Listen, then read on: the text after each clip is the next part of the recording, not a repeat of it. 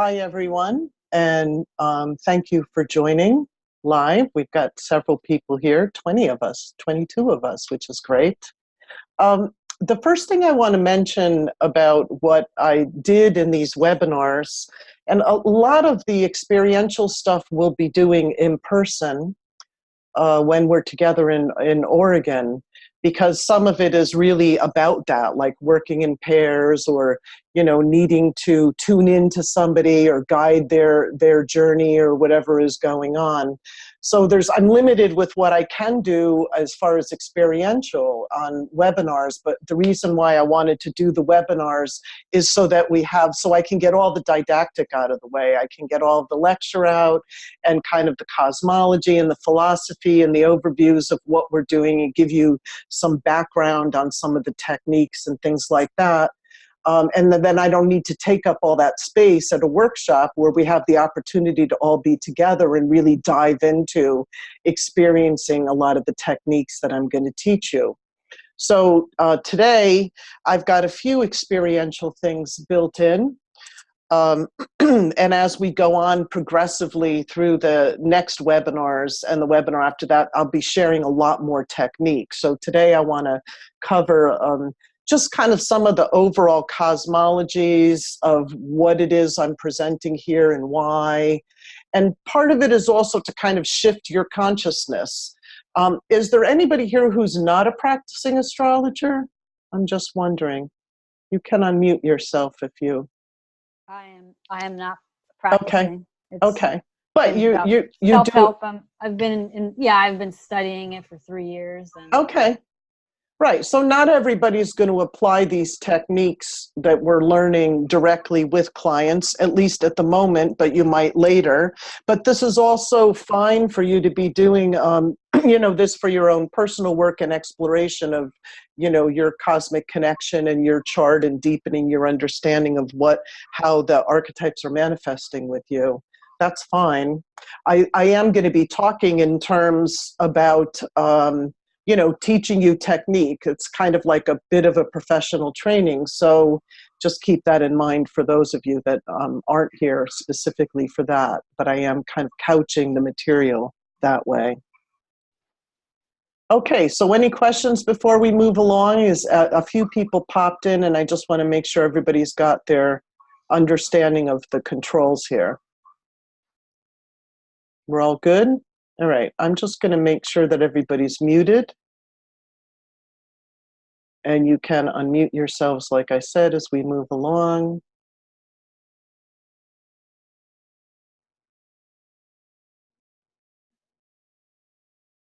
Oops, hold on a second, I missed something. There we go. Okay. So, again, welcome to Kairos. And the first thing, when I was developing this, not the material, because I've developed the material over years and years of working with the human psyche and clients and experiential stuff myself. But when I was developing the webinars, putting together images and, combining the material, I pulled the Sabian symbol. And I want to mention the Sabian symbols because they can also be useful for this kind of work that we're doing. If you're not familiar with them, I'm not going to get into the background of them, but I would refer you to Linda Hill's book, which I find very useful. And it's the Sabian Oracle. She's an Australian, and she put together, some of all of the material on the Sabian symbols. So the Sabian symbols are kind of like a word picture for each of the 360 degrees of the zodiac. And you can kind of draw them randomly. You can use the Sabian symbols like an oracle. You can also look up the degrees of your personal planets and have some experience with them. Now, for me, I pulled this one when I was doing this, and I guess you can picture me like this. This is me sitting here in my room poring over manuscripts. And some of the commentary, she has it in her book. In the commentary, it says, I'm looking at it, the symbol implies somebody having a role of administering spiritual and ethical laws and rituals and rules for living in society. I don't necessarily see myself that way, but they're talking about the role is coming from a person's experience, which is absolutely true, and that it's also tapped into ancient sources of truth and understanding. It talks about ceremonies and journeying and initiation. And that struck me because it says there's duties and ceremonies that need to be performed either for yourself or your community. And that I agree with, because I feel like what we're doing here is a bit of an initiatory process. It's a slight nod to a mystery school, but not, to me, it's not one where you're the student to a teacher, but one in which all of us together, I'm being your midwife, and I'm opening a way for all of you to learn, for all of us to learn together. So we're all getting initiated together. And to me, that's my duty to the community. And that's what I do. I do that in my work. I'm always kind of holding space for people to get into deeper knowledge of themselves, be it through the regression work or through some of the experiential work I'm going to share with you, etc. So to start our energy together, I want to draw our circle closer. And we're going to start with just a short little opening, a little guided imagery. And this is a beautiful image I found that speaks to me of the web that we're weaving together, of this kind of interconnectedness that exists that we're not always aware of. But in this image, here we are, all of our hands are together and we're weaving this web together, knowing that that connection is there. So I'm going to ask you to close your eyes for a moment.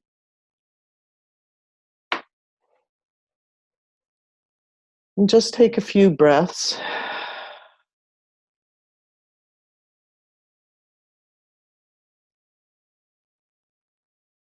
And try to clear your mind. Just be open to kind of feeling and hearing what I'm saying and allowing imagery to flow and allowing feelings to flow. And I want you to start with becoming aware of what brought you to join this group of seekers here in this work we're going to do together.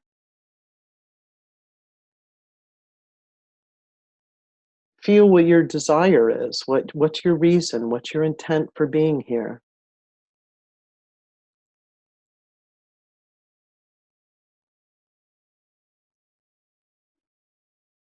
And now imagine, as it's true, that you're not alone in your intents, that you're joining others in this journey and others are joining you. In fact, you're in a circle of mystics. You're one of those who wish to know the deep mysteries, the divine, the workings of the human psyche and how it's all connected to the cosmos. Feel yourself in this circle of seekers and become aware of how that makes you feel.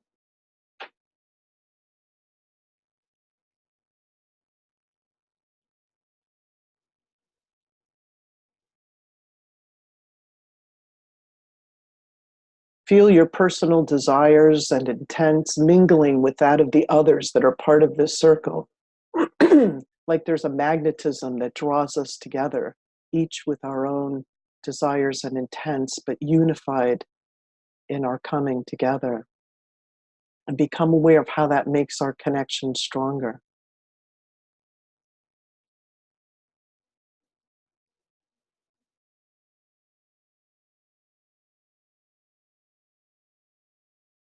Silently to yourself and to the cosmos, state your intent. Feel that all of us are sending our intentions together to the cosmos.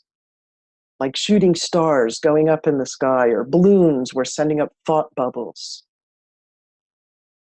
And we're doing that together. We're sending our intentions out to the cosmos.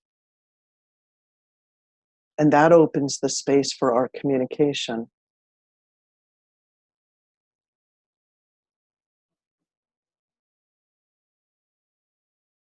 And feel the cosmos receiving us, welcoming us, sanctifying our journey together. that the cosmos is opening Kairos space for all of us right now.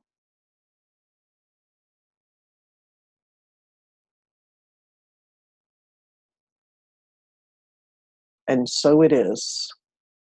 And you can say that yourself, and so it is.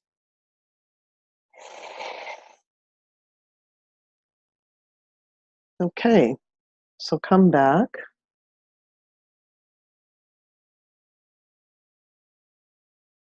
And before I move on, I guess I'm just going to ask if anybody wants to share anything. What they were feeling, experiencing, imaging.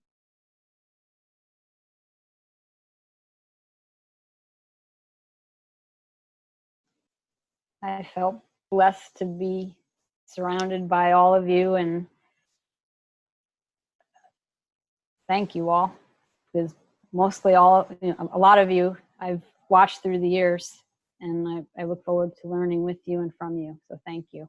Thank you.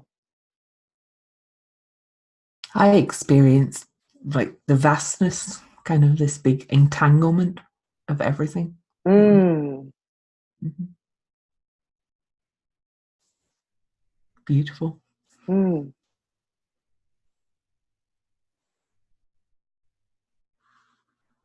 I experienced excitement and curiosity and being part of something larger in a way, and yeah, just wanting to learn more.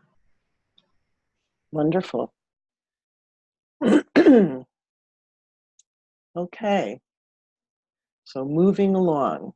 So we're talking about astrology and the practice of astrology.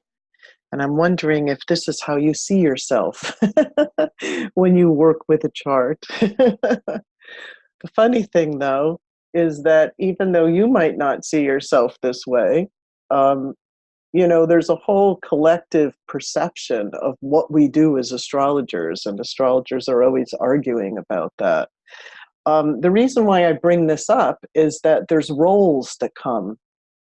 Just in any helping healing profession, there's expectations and projections that people bring to us. And here's an idea of some of the roles of how people see us. Fortune tellers, right? Prophet, prophetess, a diviner, a magician, a sage, a counselor, an entertainer. I've seen all of these in the astrology world and in clients. And so even clients coming to you that may not be so much in the general population, because the general population certainly does the whole fortune teller, diviner thing. But you have to remember, astrology has a several thousand-year history of practice. So it also has a kind of archetype, or it has a place within our collective consciousness that has some archetypal resonance, and is certainly in its earliest roots, or some of the earlier roots that we know of, like Babylon, etc. It had that practice of divining. So it's carried that over. So the classical astrology model does also sometimes promote this idea that the astrologer is the fortune teller, that the astrologer is the psychic, that they are the sage. And there's always pitfalls to that. There's pitfalls of the limits of the astrologer's own knowledge. We've seen that too. You have your own filters, you have your own lenses when somebody comes to you. We all have our own limitations. But there's this sacred act of sitting with a client in a consultation, which for me can facilitate healing. And when I say that in that healing can take many forms. And in the way that I'm speaking about it as expansion of consciousness of a person's own inner knowing. Right? So that we have the ability to do that as astrologers. Anybody in the helping healing field has the ability to empower rather than fill in the vacant spaces that a client brings to you. But to do that, you need to have awareness on your part. You have to have awareness of your own issues, your own needs, your own attachments, your own expectations of yourself. This is always a big thing. When I started working as a healer, one of my main mentors, and many, many years ago, said to me, there's two things. that are critical in working as a helper healer. And the first is manage expectations. And by that, she meant mine and others, and learn how to get out of your own way. So these are pretty critical things and very fundamental also to the practice of what we do. So, being aware, some of you might unconsciously be attached to some of these roles or have some investment in these roles subconsciously without even being aware of it. So what I'm saying is, maybe examining yourself and seeing what it is you bring to a session. Because, being the helper healer, many people it's huge in the healing world that people are really attached to the need to be needed, right? Sometimes the fortune teller or the sage or the soothsayer or whatever, that person needs to be recognized or be seen as somebody who has all the answers. These are the kinds of our own personal attachments that we can bring to these, so we might be plugged into some of these roles. So, passing knowledge to a client's only one part of the potential of what we do. And typically that is how astrology is seen. Somebody comes to you, you're going to tell them something, they're going to walk away. But we also know that that has its limitations, right? That actually follows a kind of cognitive behavioral model. Like in counseling, there's this, where it's all about the conscious mind and whatever the conscious mind can grasp. And then we work with this little part of our being that we call the conscious mind.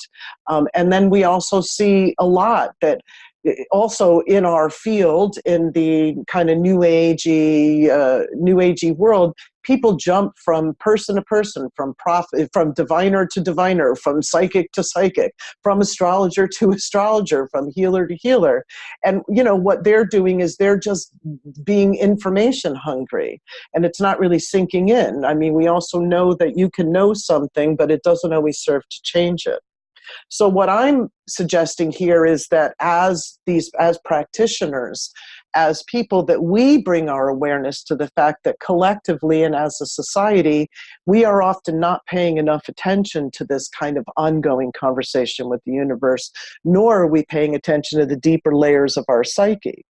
And that these deeper layers of our psyche that reveal themselves, that they are attuned to these, to the ways that they show themselves in our conscious mind through dreams and images and irrational thoughts and feelings and intuitions and body hunches and emotions and synchronicities and slips of the tongue. And these are all ways that the deeper part of ourself kind of punctures through our conscious mind. They're all portals to the transpersonal. And by transpersonal, I mean that which is beyond the ego state. And when we allow that kind of congress of, we bring our awareness to that we have these parts of us that are beyond, we have these transpersonal dimensions and deeper dimensions. We invite them into the conscious mind. We invite them into the ego. When we're aware of that, we can become aware of these different channels that information comes through. Like I said, through the body, through emotions, through hunches, through signs, through just knowing. We have inner senses that correlate with our outer senses, that some would say that there are intuitive senses, like hearing is correlated with clairaudience. Clairaudience expresses itself in several different ways. It isn't just like hearing the voice of your guide or hearing the voice of a higher being. It also can be you're sitting with somebody and a song pops into your head, right? And this song popping into your head may be relevant to what's going on in the moment. Clairvoyance is often, is associated with our outer sense of vision, but it also is related to getting imagery. So lots of times when I'm sitting there with somebody and they're talking, I'm receiving imagery inside, right? That's using my inner senses and the outer senses together. So this is something that I'm also hoping that we'll expand upon, or that you'll experience this more within yourself and open up these various channels. I recommend, and I'll talk about it through these webinars, different books to read. Arnie Mindell, and maybe I'll type these up as a list and put it on the Facebook page or email it out to you. Arnie Mindell, Mindell. has several books on, he's a kind of modern day, what you would call modern day psychotherapist, shaman. Riding the Horse Backwards is one of his great books, but he talks about having these different channels of knowing, and that we often have a predominant channel. You know, and we may be a visual person, or we may be tactile, and we get information that way. And that once you're kind of attached to your channel, part of the way to mix it up is to switch channels, right? And he talks about that. I believe it's in Riding the Horse Backwards. He talks about that, where you purposely go and switch your channels. You know, that's a little bit like finding weak spots in your psyche, and then going in and switching those into those characters to get to know them more. So he purposely talks about that, because that then gets the conscious mind even more out of the way, because it's not used to relying on that channel. And when you switch to another channel, so some of you may be more like body attuned, but you're not visual, right? So, you know, you might want to experiment with, switching to visual and just allowing that to connect. Some suggestions. So this, allow me to quote myself. I know this is on the website. I'm sure you've all read it before, but I'm going to read it for people who are maybe joining us audio only. In its noblest sense, the purpose of the practice of astrology is to restore connection where there's been estrangement from oneself, from nature and the cosmos itself. Not only to bring collective cohesion, one human psyche at a time, but also to rekindle individual faith in a benevolent, harmonious, and synchronistic universe. In a world where estrangement is the norm, to restore connection to a personally meaningful universe is a profound act of service. I believe this profoundly. I experience this profoundly. I experience that, you know, again, when clients come to us, they're asking us something. They're asking us a why, and they're coming to us with something, an issue, with something they want us to help them resolve, to understand, to go deeper into, to get beyond whatever it is. But the potential for that is also the potential for people giving power away.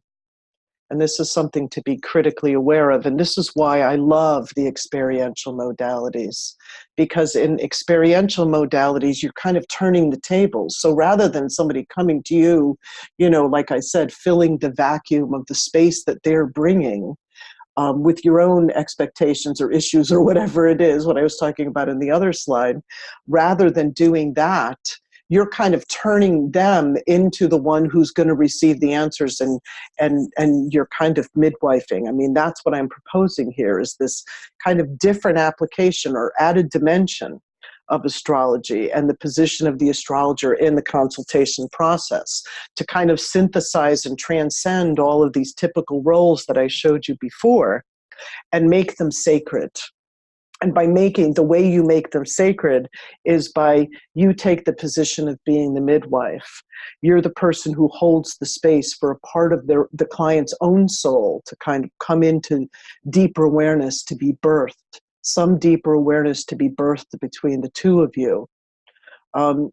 One thing I know is that the ancient people, indigenous cultures still today, they believe that nobody can actually interpret another's dream, right? And so I know that we go, and we're expected to have proficiency in interpreting a chart, but you know, and you've probably seen it, one person goes to one astrologer and they say this, and another one goes to another, because we are always interpreting through our own lens.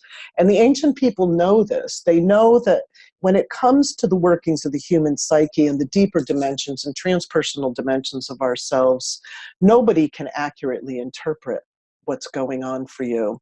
Or they would say interpret another's dream. So the way that they work with dreams is often quite ritually or tribally, like the Iroquois are known for that, to do this in dream lodges, where if somebody has a dream that they feel they need to get to know, they come together in these dream lodges, and the person acts out the dream. And then the rest of the tribe either joins in and is not necessarily giving interpretation as much as they're bringing in dimensions. This, I'm going to talk about this later in one of the other webinars. This is kind of where Moreno got his ideas for psychodrama. And psychodrama is something that we apply in astrology in the form of astrodrama, which we're going to have so much fun doing in Oregon together, by the way. So when tribes do this collectively, rather than, sitting down and saying, oh, okay, this is what it means, they provide a space for it to be revealed to everybody. That's what I'm talking about midwifing. So there are methods to get to that kind of process, and that's what I'm going to be sharing with you. Some of the best of these experiential modalities that were drawn from ancient peoples that now kind of live today in the transpersonal schools of psychology. We didn't reinvent the wheel. I know some people think they did, but we didn't. All of this has a deeper origin. So that's some of the stuff we're going to be talking about. There are processes. I want to mention Paul Levy, who wrote a book called Dispelling Wetiko. And Wetiko is a native, and this is another book you might want to look into. Wetiko, W-E-T-I-K-O, is a Native American word, and it simply means a diabolically kind of wicked person or a spirit or somebody who terrorizes somebody by means of evil acts. In his book, Levy names our modern collective psychosis as malignant egophrenia. I think we can see examples of that, not just in individuals that are popular in society, but in the way that we collectively act, in the way that what is culturally sanctioned. It's a kind of malignant egophrenia. And he defines this as a condition, as a very critical condition, where the human ego is estranged from the deeper self. And when he talks about the self, he's talking about the self kind of from the Jungian perspective. The divine that's within, that's part of the psyche, that's eternal and connected with something greater than the rational mind and the ego. Again, this transcendent, transpersonal part of ourself. I always refer to these parts of ourself as the little s self and the big S self. So the big S self is that which is this part that's always connected. You might call it spirit and you might call it soul. You might call it both of those components are the big S self, the whole totality of the human psyche and how it interfaces with the cosmos. And then the little S self is quite simply the ego self.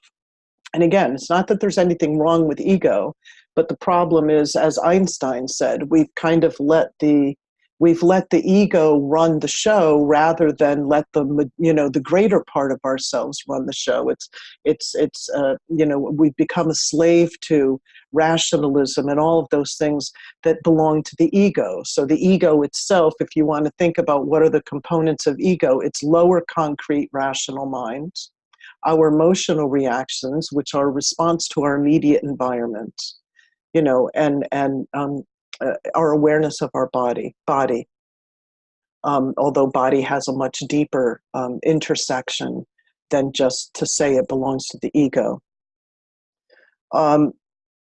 So certainly with Jung, the principal aspect of Jungian psychology is to establish a relationship between the ego and the self in order to transform or expand the consciousness, to enhance wholeness. And Jung was very clear about this. He said that this needs to happen through a journey into the unconscious. It doesn't happen through the conscious mind because, as we know, the ego has its limitations. So these are some of the techniques I was talking about that we're going to talk about in each webinar. I'll dive into these, and I have all kinds of techniques and things to share with you from my years of experiencing these different forms. Today, I'm going to be talking to you mostly about active imagination and journeying. These are all techniques that allow the ego to sit on the chair, to kind of sit in the corner and observe and allow some deeper content to come through. In Gestalt, or we're going to talk about that. That's a whole webinar. So active imagination, journeying, gestalt, dialoguing, inner dialoguing, psychodrama, astrodrama, I mentioned that. Using storytelling, using ritual. These are all ways to kind of invite the one connecting thing that we need to have a really strong grounding in and to really decondition ourselves from is imagination. The connecting theme to all of these modalities is imagination, right? And they say to a certain degree, imagination is the shaman's greatest tool.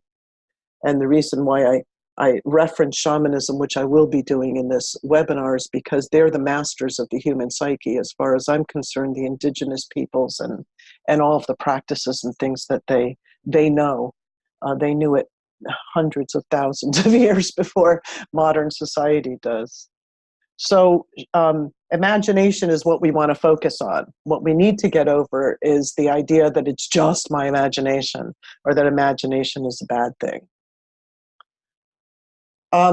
This is a model I've used before. It's Freud's model. I'm going to expand on it a little bit. It's this kind of 3 levels of the, you can see, he call it the mental iceberg, but it's kind of consciousness, kind of totality of the human psyche. These 3 levels of how we perceive the world, how much of our consciousness where our awareness is focused. So I break them into daytime, twilight, and nighttime consciousness. So we can think of it as solar, you can kind of think of it as solar and lunar and that in-between space, twilight. So let me talk about this one first, the rational. This is the one we know the most of. This is the conscious mind. It's comprised of everything you're aware of from moment to moment. All your thoughts, your sensations, your memories that you can easily recall, these are all part of the domain of the conscious mind. You can think of this, like I said, as daytime consciousness. Think of it like when the sun is out. In the daytime, life is very easily defined. The sunlight's illuminating everything. You can see everything in the environment. Things are readily perceived. Your awareness can navigate the world very easily, right, in the daytime, and you can make sense of experiences using logic and rationality primarily. This is a hallmark of the conscious mind. And we like living in this part of our mind because, basically because life makes sense here. It's rational. And so as you can imagine, this is the ego has a big investment in this part of ourself and kind of keeping it that way. But the conscious mind's job is to help us function and survive in the world, and it's highly protective of its territory. Anything that you experience, urges and thoughts that are not useful to its objective, or can't be easily processed rationally, are often rejected and suppressed into the unconscious mind. So they go here, they go underground. The conscious mind, like I said, it's protective. The ego is protective of its territory. The ego has a desire for consistency. It likes consistent, rational reality. Your perception of who you are, you like to be consistent. You don't want to wake up today and be one person and wake up tomorrow and all of a sudden be somebody else. And, we have this attachment to our identity, and that is the ego's job, right? It does provide consistency. It's not a bad thing. It's simply a container. It's only when we are only aware, we're only aware of that part. Because on here you can see that's only 10 to 20% of what our consciousness, or what we are able to tap into with our awareness, as far as this model is concerned. So then below consciousness, we have the subconscious mind. The subconscious, that he has it here as subconscious level. It's actually it's actually called the preconscious. And this preconscious mind is like this membrane. And the preconscious mind separates out the depths of the unconscious and the territory of the conscious mind. The membrane here is permeable and it's bidirectional. in the pre-conscious mind, there's memory that's stored. It's a kind of latent memory that's not being used immediately, and it contains content from the conscious and the subconscious mind. So it's like mixing the water and the air. It's mixing that which is above and that which is below. I was preparing for a keynote at NORWAC once, and I wanted to use this model to describe something. And a lot of times when I design lectures, I do it along the shoreline, like I walk along the beach, or I actually get on a floaty and float around in the Gulf of Mexico, because I can, because I live here. So I was contemplating how I wanted a framework to describe this, and I was contemplating that as I was floating around on my floaty in the Gulf.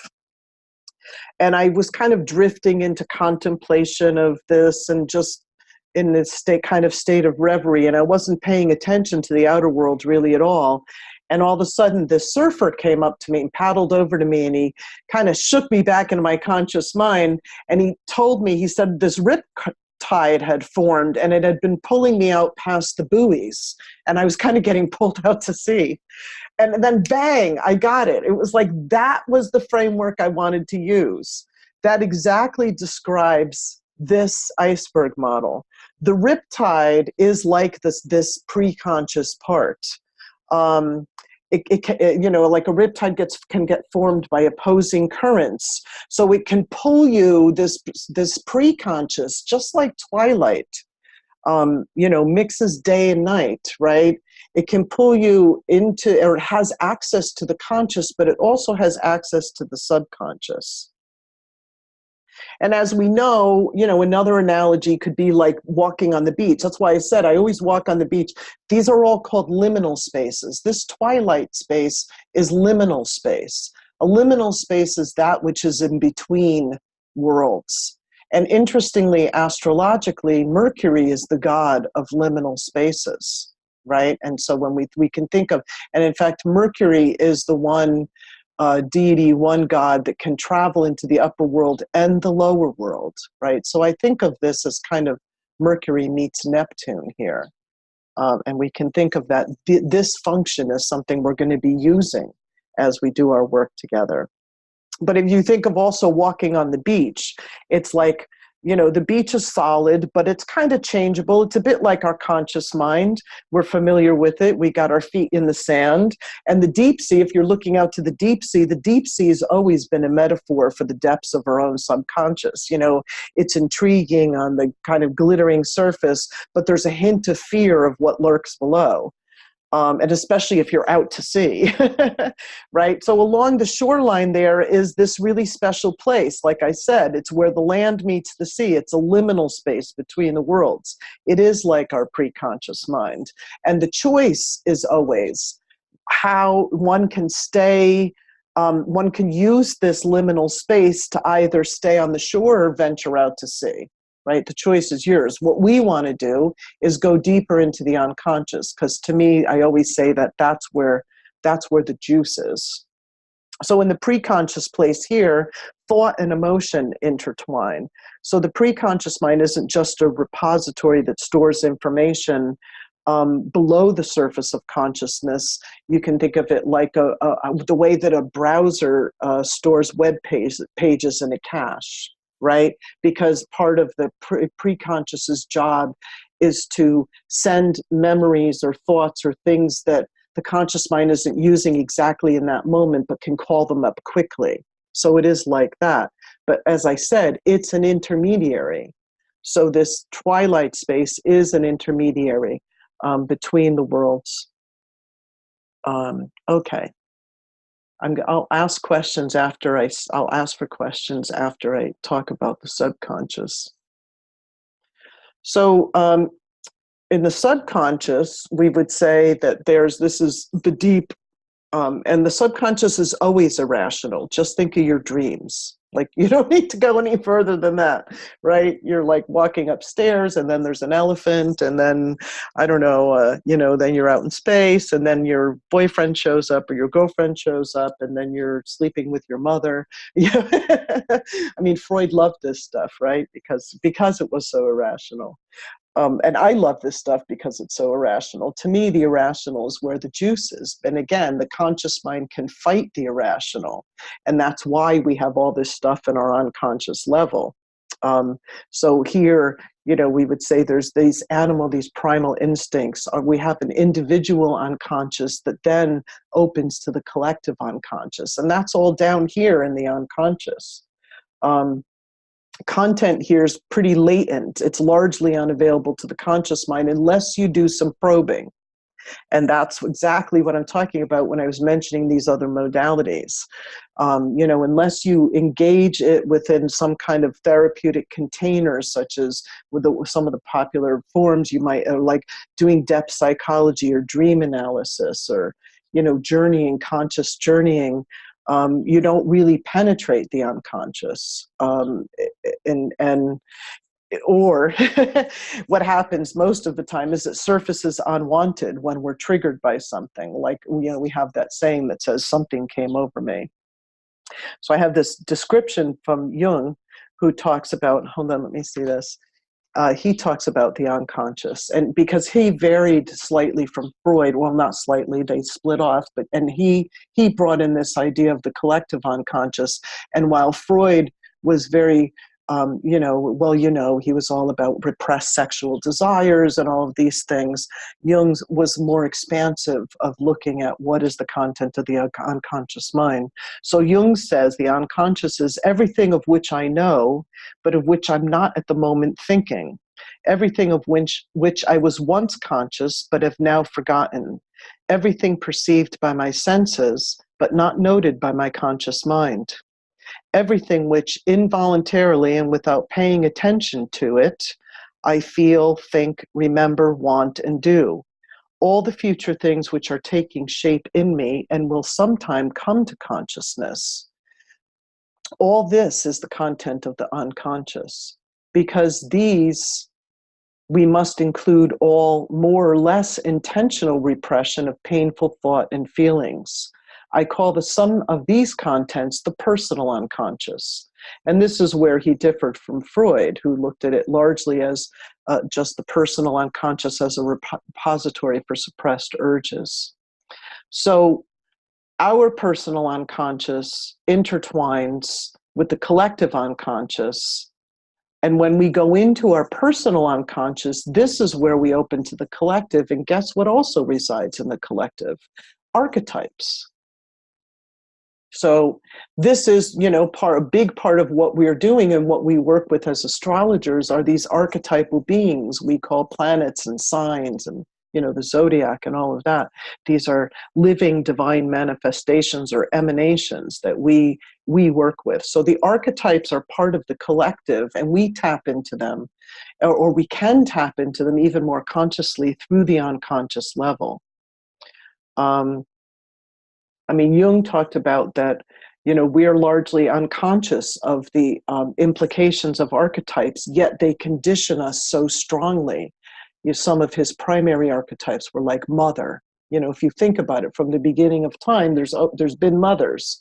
Somebody's been a mother, somebody's been a father. That becomes, Jung talked about archetypes as the watercourse of human experience that's flowed in one direction and created a riverbed that then collective and individual experience continues to flow through. Right? So mother was kind of a groove. It's a groove that's part of our collective experience. And then it starts to take on all of the experiences of every mother who's ever been a mother, feeds into that archetype.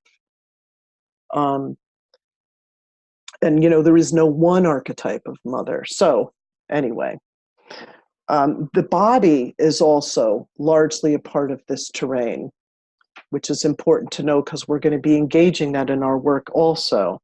The body is referred to in depth psychology as holding the most subconscious content. Wilhelm Reich, who did Reichian therapy, said that whatever's unexpressed in the psyche condenses in the body. So we can always see it, right? And those of you who are body workers know that. Those of you who've experienced body work in all various forms know that you can release latent memory, you can release emotions. Somebody can get a massage. It's happened to me plenty of times. You just start bawling because something's been released. Reich was the one who had all of these, he had a cosmology or I guess I'll use that word, cosmology of when we have body armoring and how to break through the armoring and then how it releases this libidinal, pure life force energy. His whole school of psychology is about that.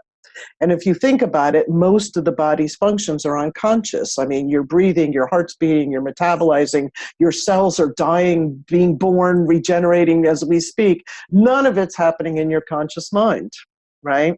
So also in our work together, we're going to be looking at ways to engage the body to access the subconscious.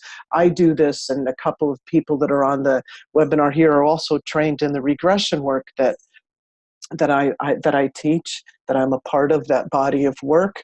And we work a lot with the body to release repressed memory, to release, and we use the body as the gateway to go into this deeper material, because the main thing is, no matter what your mind is doing, the body is the one that's always recording the here and now. The body will always bring you back to the here and now. Because your mind can be wandering, you can have suppressed stuff, you can be dissociated, you can be all over the place, right? But body is the one that's always here and now, right? So if we work with body, body brings us sometimes back to that magic place called here and now, which we're often not in. And that's a whole, as you know, Buddhism and all these different schools of spirituality talk about being present, that everything's in the now. So part of another way to access the unconscious, and especially with the body, is using imagery. And that's the whole next webinar is going to be on imagery.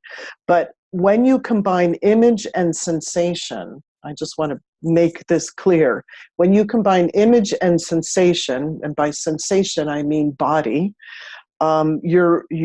it's the royal road to the personal and collective unconscious. So again, that's what we're going to be doing. Some of that. I'm going to stop and see if anybody has questions or thoughts or anything you want to share. Patricia, I have a question. Yes. This is Caitlin. So I'm just trying to understand a little bit of this model. How much of it is oriented in the brain, and then how much of it is more body centered, or is all of it in this model body centered versus, I don't know if my question makes a lot of sense, but. Well, I would think of this as the totality of the human psyche and the potentiality of where we can focus awareness.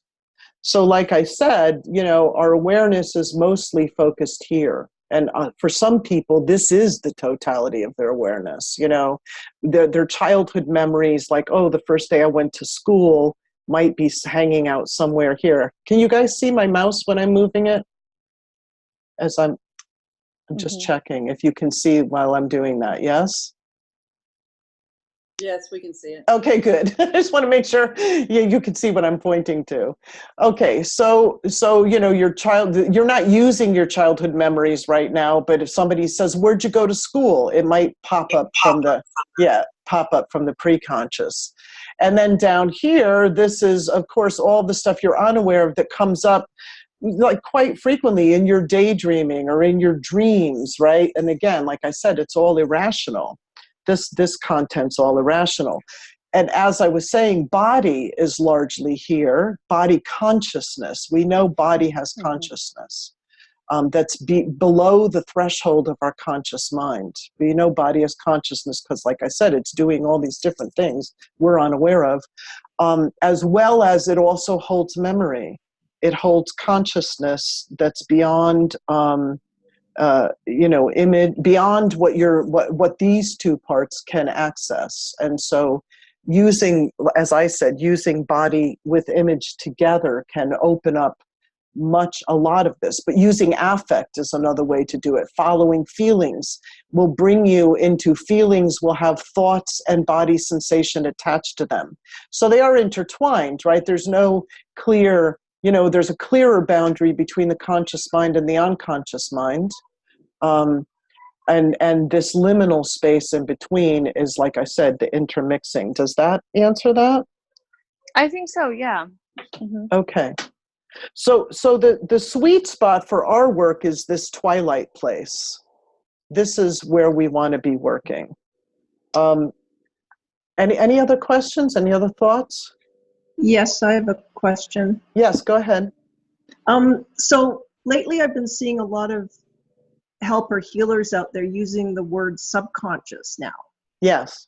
And working in that realm. And also, too, in my own experience, I've been doing some affirmations, okay? Yes, yeah. But I'm noticing the affirmations help a lot and change, like, the brain wiring and all that and how you're thinking.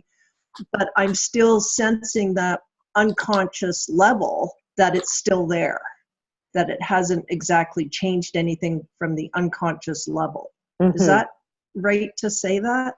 Yeah, it depends on what it's hitting, right? So if you have a repressed trauma, because we'll talk, a lot of trauma goes into the unconscious. You know this from deep memory process, right? Yeah. If you have something deeply repressed within the unconscious, you can affirm all the way, I am safe, but, if you were abused or attacked as a child, it's going to be a little hard to convince that part of yourself that's cowering in the unconscious, in the closet hiding somewhere. It's going to be, and so as much as now an affirmation can open, I've used affirmations too, and they can open to the thoughts, the deeper thoughts and feelings. I mean, I remember using an affirmation that my guides gave me once where they said, we want you to just sit here and say, I am enough, I have enough. I am enough, and I'm like, oh, okay, that sounds great, right? So I sit down in front of my altar to do my meditation and I start saying, I am enough, I have enough. I am enough, I have enough. And then all of a sudden I just started bawling. Right now, as long as you don't stop there, right? Because some people would do that because, again, the conscious mind's like, oh, we don't want to know about that. I pushed that down there like 20 years ago, right? I just want to stay up here, like la la la la la.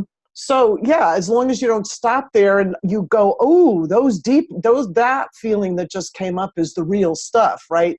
That's totally right. It's irrational to the conscious mind. My conscious mind was like, I'm just saying this phrase.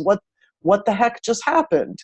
Then we could use that as the passageway. So I could use that emotion to, ooh, where did that come from? And then go into that. And then deeper memories might come or something. So just to mention, subconscious and unconscious, you could use those interchangeably. On this model, they put subconscious here, but it's actually, technically, it's the preconscious. Okay. Yeah, because I noticed in my own experience, it's like, these affirmations for me, it's sort of creating this bubble of safety around me so I don't have to tap into that unconscious level, but I still sense and know that they're there. Yes. So, right? Yeah, and no, but sometimes you can but you know how long they say it's like, I don't know, you need to repeat an affirmation like 10,000 times, 21 days or something like that.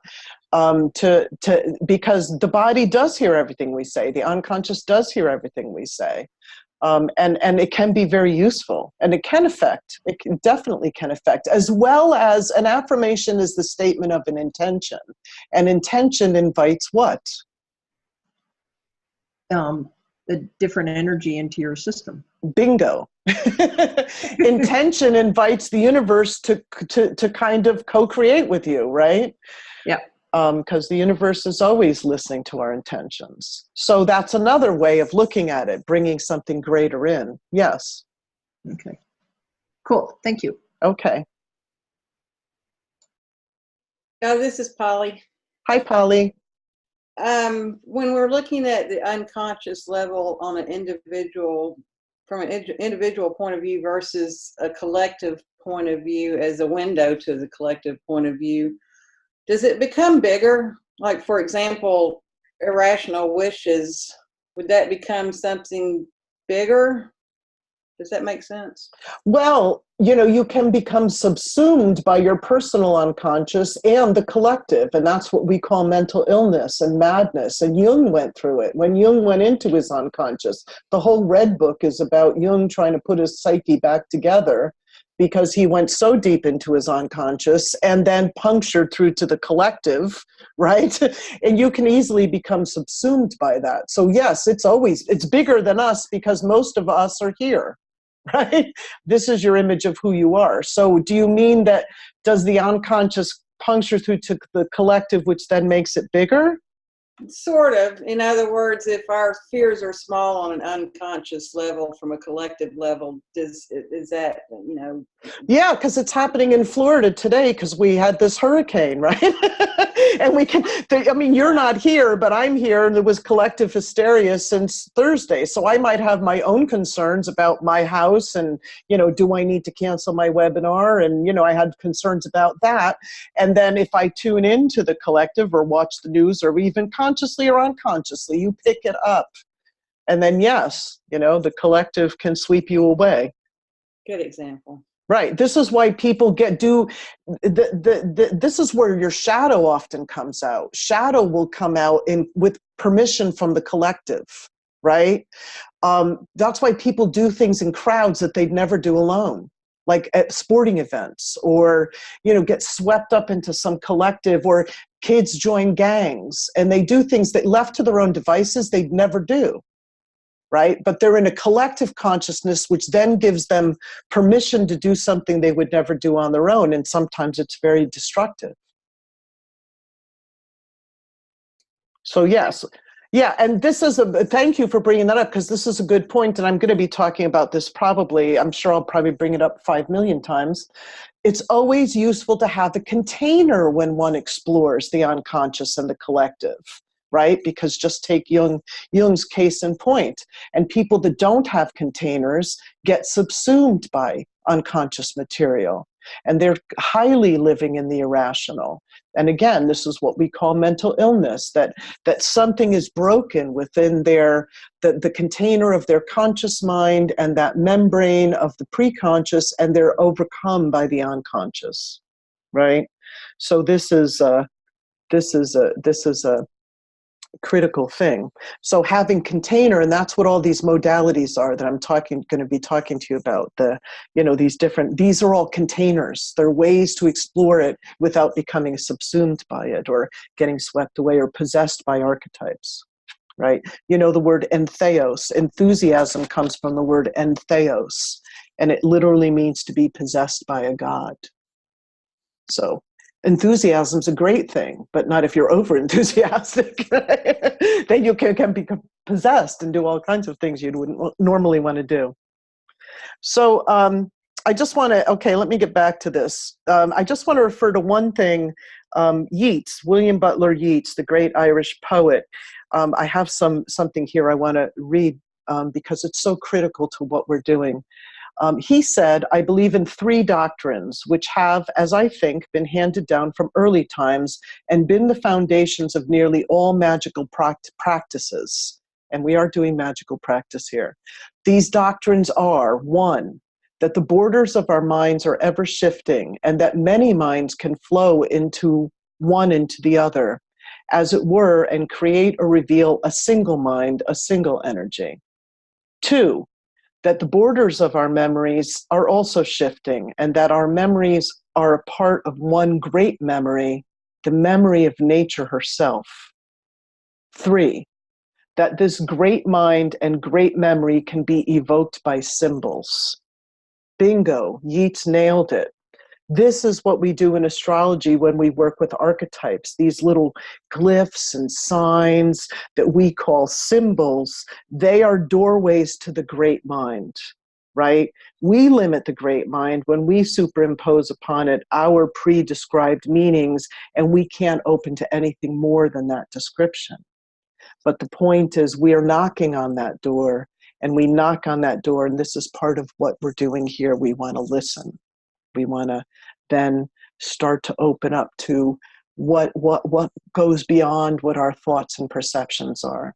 So this twilight space is our sweet spot for this work. And I have a simple exercise. I know a few of you have done this with me before in different conferences. It's a very simple exercise. So I want you to maybe look away from your computer screen.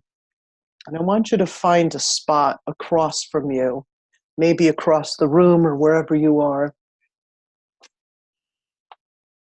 And I want you to just focus on this one spot. So keep your eyes still on it. And really, really take it in, whatever it is you're looking at. Really notice it. Really become aware of it. Focus all your attention there. Concentrate your mind.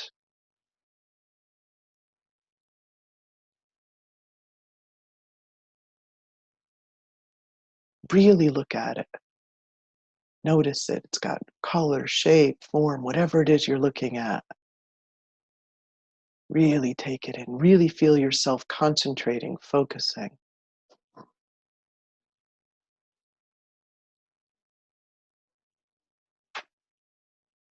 And now I want you to soften your focus. You know, like you let your eyes relax and let your gaze relax and start to become aware of your peripheral vision. As you're still looking at that spot, whatever you're looking at, just notice your peripheral vision.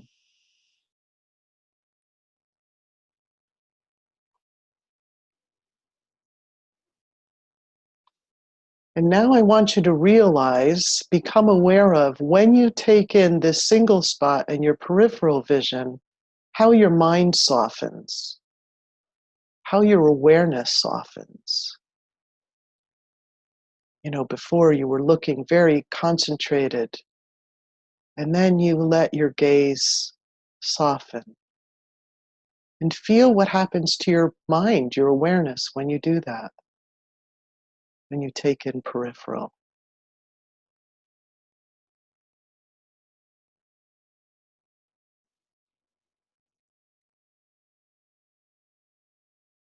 So peripheral vision and that soft mind that I'm talking about, and I hope you felt it, that is twilight. It's similar. It's similar to the opening to twilight space, right? That kind of soft mind that's open to both sides, the unconscious, the conscious. Oops, somebody is not muted. I'm just going to ask you guys to check. I can mute you all again. Okay, there you go. That's that space, right? That soft mind. And here's the interesting thing. This is, again, when we talk about our collective estrangement and what Levi was talking about with Wetiko, just this madness we have of the separation of the ego and the self. When we talk about that, they talk about our hyper focus on our technology. I know we're all looking at computer screens, so it's a bit ironic to talk about it, but people walking around with their phones in front of their faces all the time has actually decreased. It's not just decreased our peripheral vision. You know, and we often say people are walking around with their phones and they just bump into people or step in people like they're in their own bubble, like they don't have peripheral vision anymore. It's actually decreased our awareness and our empathy for each other because we're not seeing the world peripherally, right? Think about that.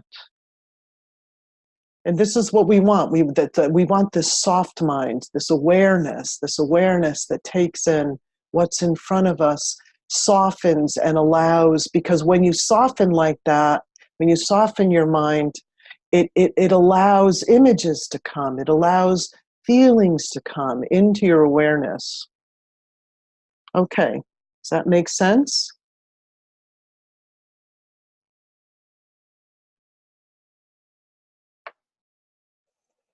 Any questions here before I move on?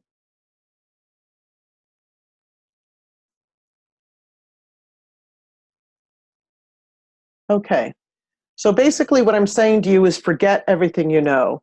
Well, we know it's not really possible to do that, okay. But when we engage in experiential work, at least, I want you to, at least for that time, suspend your knowing. right? This particular work we're doing is a journey of discovery. It's not another kind of intellectual notch in your belt. It's about discovering these planetary consciousnesses. They're not just mega humans, right? Even though we've depicted them that, we've projected this level of, we see them as gods and goddesses, which is fine. There's limitations to, the way that we need to outpicture reality. But knowing them on that level, it's only a one-way street. We project what we think they are. It's, called anthropomorphism, right? It can bring us somewhat into relationship with something when we anthropomorphize, but it also leaves us with the potentiality of just looking at it as a projection, an outpicturing, a projection of us, and it has us at the center. So, we say that, like, oh, look at how much that whatever it is just like me, right? So we're always bringing it back to ourselves. What I'm working on here, or we're all working on it, but what I'm focusing on here is this opening to connection, right? Which means we need to risk forgetting ourselves a little bit. We need to take our often subconscious superiority out of the equation. And it's not something that you are doing as an individual. This is a collective thing. And this is why I'm bringing, because sometimes we need to decondition. We need to decondition from things that we're not even aware of, that we're in the grip of.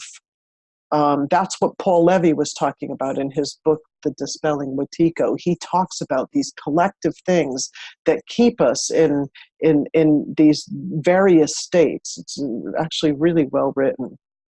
So the magic of connection is happening for us when we're in wonder, when we're open, when we're receptive to something different than us, that's equal or even greater to us. And I'm sure we all know how to do this. We've all experienced it. So I'm not teaching you something you don't know, or talking about something you haven't ever experienced. But there is conditioning there, because even as astrologers, there's a lot of conditioning that we've described or ascribed meaning to these archetypes, these beings, for thousands of years. And just because a collective consciousness way back when saw Mercury as a winged messenger doesn't necessarily mean that that's all of what Mercury is about. Now, I know we also all know that, but what we want to do is just kind of have a beginner's mind when we're approaching these beings. I wrote about this in my book when I talked about Martin Buber, the philosopher who talked about I-thou relationships versus I-it relationships. And, this is a critical thing. We often I-it a lot. Like, you meet somebody you're dating, and you're going to go on a date, and your mind is already going, what can that person do for me? I'm not saying you're doing it consciously. You don't do it consciously. But we have needs. We have expectations. We have all these things that come with this, human experience. But when Martin Buber was talking about an I-thou relationship, greets another being. This is what we were doing with our exploring our trees or our connections to the plants, is meeting them in an I-thou relationship, not an I-it relationship. It's a meeting of equals with as little expectation and as little projection as possible. It's not possible to wipe away our projections and our expectations. We have them. But again, awareness of something is always a way to, work with it even more. Yeah, so I think I'm talking to you a lot about experiencing another being. And sometimes that experiencing of something happens, or not sometimes, mostly happens through the sensate self. It's not always the thinking self. The sensate self can give us direct access. Okay. So, we have a thunderstorm breaking out here. I'm going to move on. We're going to do an exercise. Does anybody need a break right now? Do we want to take a break before the exercise, or do we want to move on?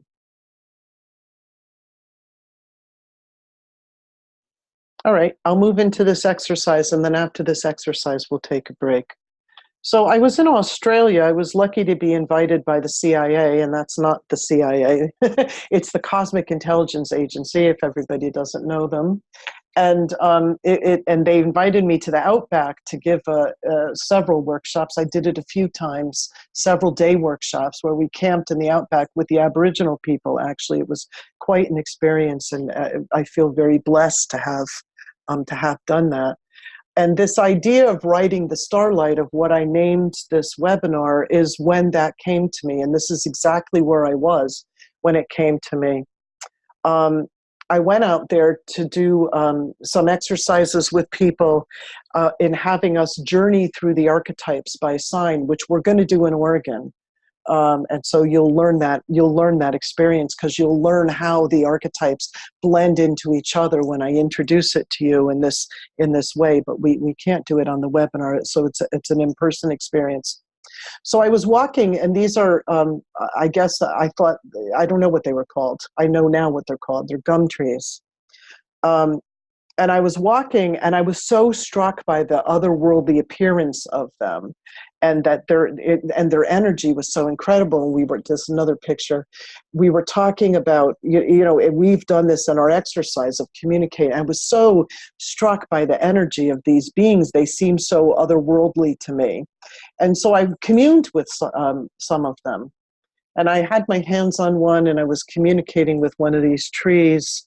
And I started to feel that they were communicating something about ancestral spirits and being connected to the spirits of the ancestors and the spirits of the land, and that they had a place in the Aboriginal consciousness representing that. And so I asked the tree, kind of, and I said, is that what you guys are doing here? And the tree said, yes, there's spirits here. And so what was interesting to me is, because since I work with earthbound spirits, lots of times earthbound spirits are troubled, and we want to get them to be able to move on, and they can get trapped in between the worlds. So my first concern was like, oh, I wonder if these spirits are trapped here. And the tree said, oh no, how trees communicate in a feeling, image, whatever. Like, oh no, you misunderstand. That at night, the stars shine down these beams or rays of light that you don't see, but that we use to travel in between the worlds. We ride to heaven and back.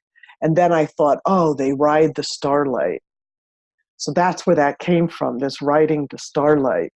And then I found out later, as we were working with the Aborigine, that the Aborigine call these trees ghost gums, and that they're taught since they're young that the trees glow at night, indicates the presence of living spirits there, and that they do travel between the worlds. And as you know, the Aborigines are the masters of living in dream time. Talk about twilight space. And having access to the collective and the individual unconscious. Okay, so here we're going to do an exercise where we're going to ride the starlight together.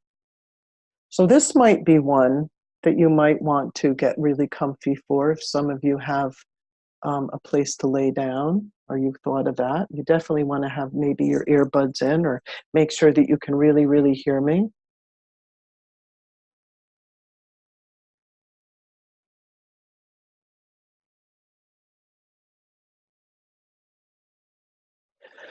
Okay, so I want you to settle, and I want you to close your eyes and just focus on me talking to you right now, hearing me. Take a few breaths into your belly, into your solar plexus.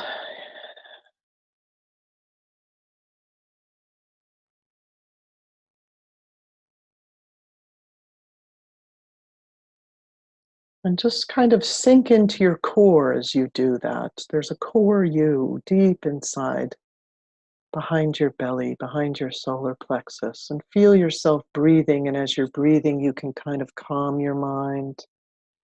Bring yourself down into this core, your center.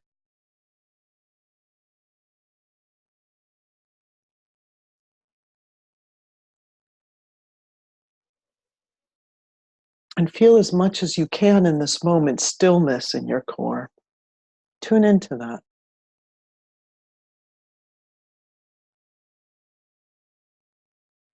And in that stillness, there's receptivity.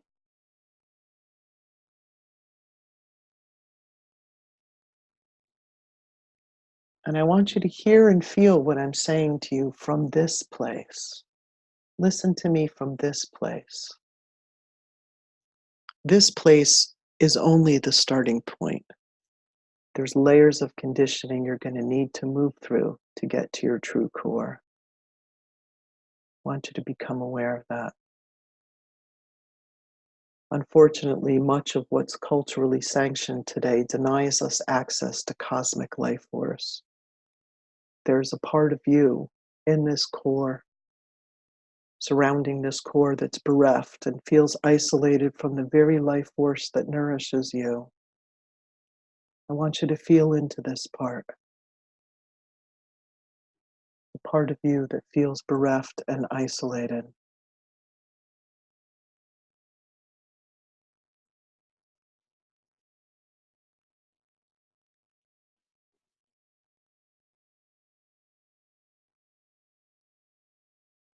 There's all kinds of complications and fears that arise from the misconception that we're separate. There's all kinds of feelings and thoughts and beliefs that come into play because we've been told we're separate, because we haven't been nurtured to be open to this ongoing connection and communication. You might feel alone, you might feel unworthy.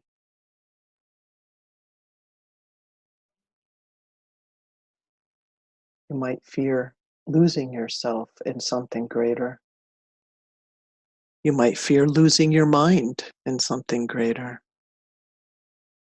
Your ego may kick up all kinds of fears about dissolving, losing itself, not being in control.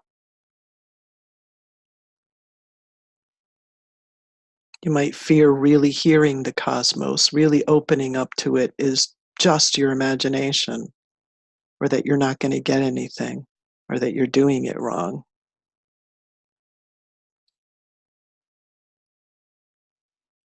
Whatever fears and feelings come from this estranged part of you, just let them arise. Hear them, embrace that, acknowledge it, and then let them dissolve with your breath.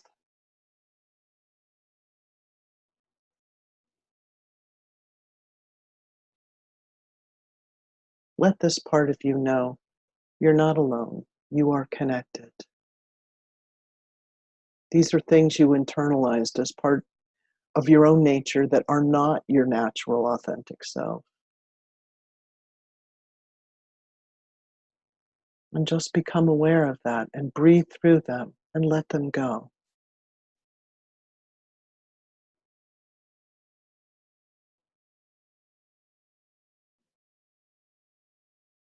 So we want to get into our sensate self, and I want you to start with sensing that you are intending to connect deeply with the cosmos, from your core into the far reaches of space.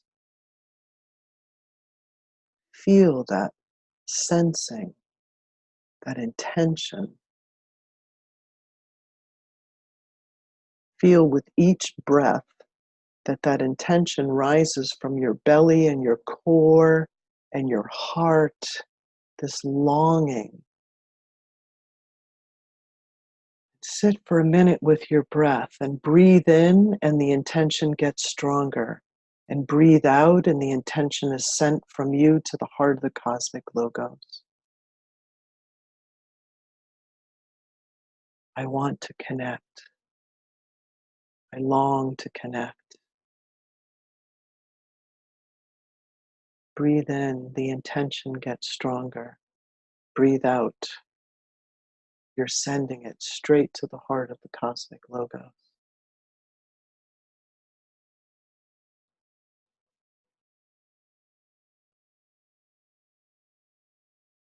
Let the longing and the intention grow.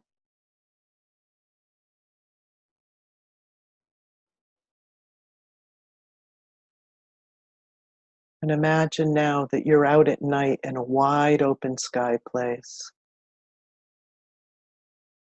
And it's velvety dark. It's pitch dark, except for all of these amazing stars twinkling and shining. There's stars and there's planets, and you're laying there with this breathing, this longing, this wanting, this connection, and you're sending it to the heart of the cosmos. And these stars are twinkling. And imagine that one of them sends down a light ray path for you. Starlight. It's like it creates a cone of light around you. You can see this pathway that's normally invisible, and it surrounds you. And you're taken in this light. Feel that star calling you. You're in this beam of light that it's sending to you. It's a passageway between the worlds. And we're going to ride that. We're going to ride that up, up, up, up, up into the celestial realms. And become aware of it, drawing you upward. The cosmos heard your longing. If you have any fears or hesitations, just breathe, let it go. Feel the warmth of that light. Feel the answer to your call as the light draws you upwards, upwards. You're arriving in this celestial realm. The light calls you up into the heart of the cosmos.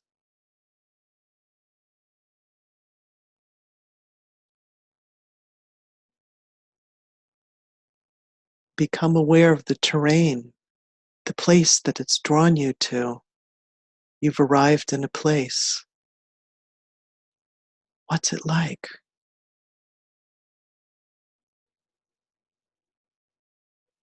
What's the colors? What's happening there? What's the feeling?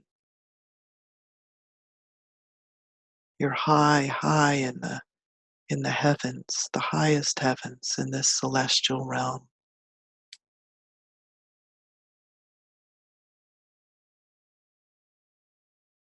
Now let your imagery, your inner knowing, your imagination start to open even further, and picture in whatever way it comes to you the heart of the cosmic logos, the being of the universe, the intelligence, the vitality, the pure vastness, richness, muchness of the universe.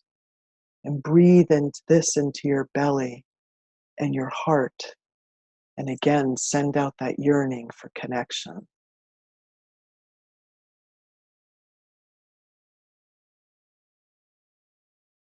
And in this celestial realm, you breathe in. And now as you breathe in, start to feel what's coming back to you as you start to commune. You're sharing yourself and you're receiving the cosmos itself.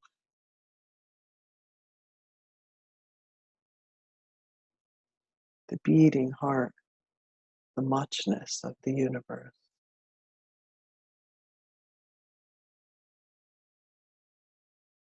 Feel it in your core. Feel what's being communicated to you, what it's like to be in this communion.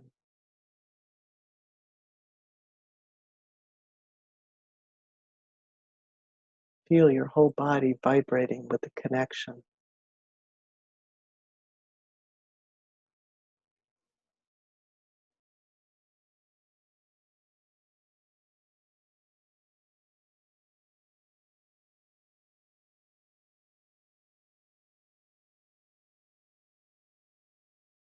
And while you're in this place, in this communion, we're going to call out for a cosmic spirit being to come to you. This being is your cosmic guide for the work we're going to be doing together. It can be your constant friend. Become aware of the being, how it appears. This cosmic guide, ancient, deep cosmic guide comes to you. Become aware of that being. Commune with the being. Be open to what it wants to communicate.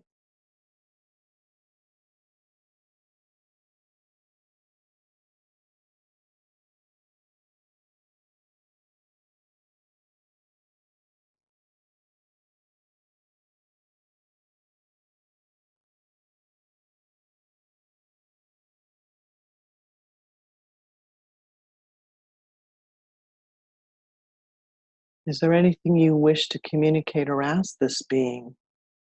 You can do so.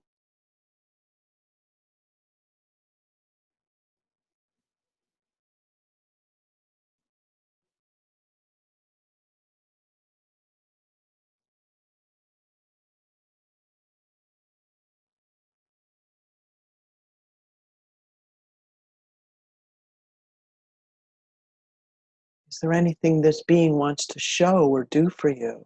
Just observe, be open, receive.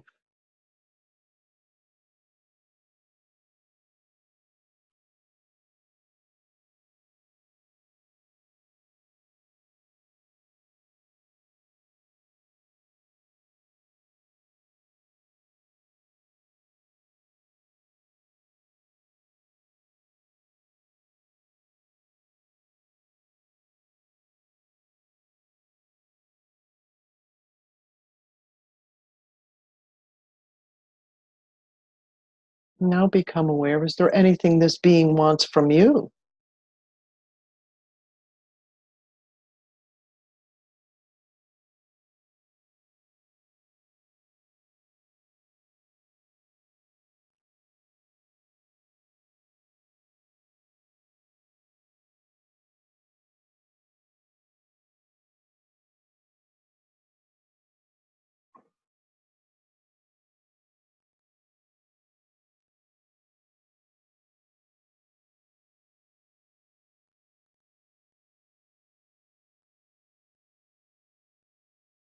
And just see if there's anything else this being wants to communicate to you.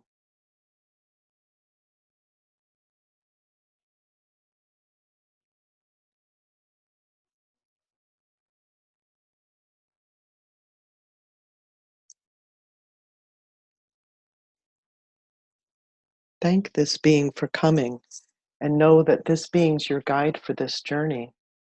Maybe for the rest of your life, don't know you. Maybe you'll develop a really great friendship. Know you can contact this guide anytime. And I want you to feel yourself returning back to your starlight. And like a slide, you can ride the starlight back down to your field where you're laying under the night sky. It can gently waft you down there through that column, that ray of light. And just slide down. Maybe you're feeling quite gleeful and blissful now, like wee, coming back down to the earth.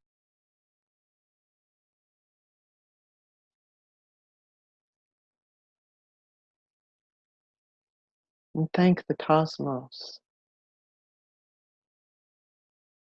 Thank your little estranged part for showing up and becoming aware how it feels now. Maybe not so estranged, maybe not so fearful, maybe fuller, richer.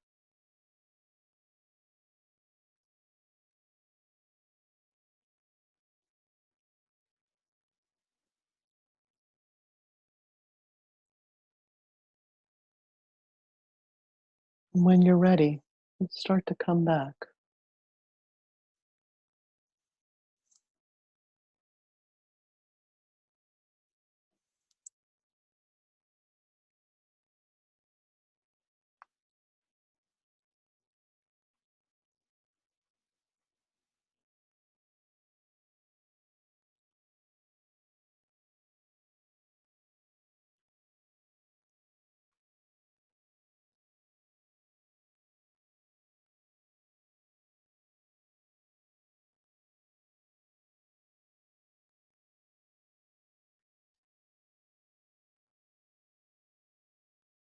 So what I'm going to ask you to do is take some time, maybe with a notepad and your pen and however you want to record, and just make some notes on your journey.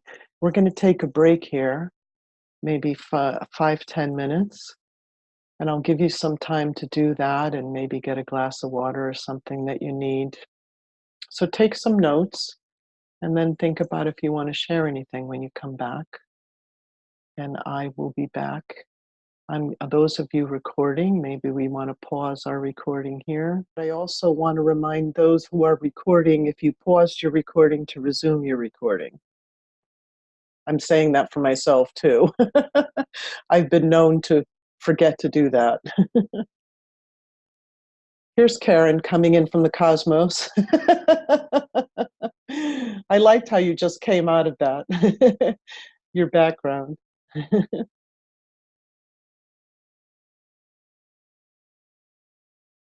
So does anyone want to share anything?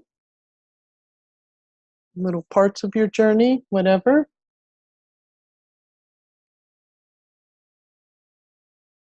Any thoughts? Okay, I'll go. Go ahead. So, wow. very, very cool. Yeah, went up to the light there and the star and followed the path there and then came across a space and everything sort of came green, a little bit green there. And then seeing all these sort of beings coming out from behind pillar type things. And then when you told us to focus in on one guide, this one big guide showed up for me. And it was, the message was just very strong interconnectedness between teaching me and I'm embarking the knowledge and wisdom onto the planet here. So there's both that interconnectedness and him showing me that her spirit being, that all the answers are out in nature. So it's being out in nature, and that's where you get all your answers from, and really connecting more with that to get those answers. And that's where to sort of communicate more with that strength of inner core of your being. And it just gave me also more on a personal level. It just gave me more. It's like, oh, it's like this little secret you have about how to survive on the planet. You know, that type of thing. And right, and it's like this, the inner guide showing you where to go and what to do, but also having that stronger trust. So working with them more on a regular basis will help build that strength as well. So thank you. Great, thank you for sharing. Anyone else?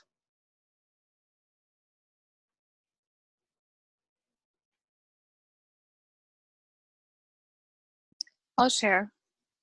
Yeah, this is Ryan. Oh, sorry. Yeah. Okay. Go ahead, Caitlin. Oh, no, that's okay. I'll wait. Go ahead, Ryan.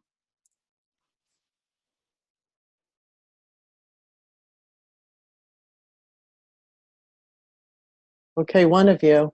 I'll call on Caitlin first and then Ryan, okay? Go ahead, Caitlin. Okay.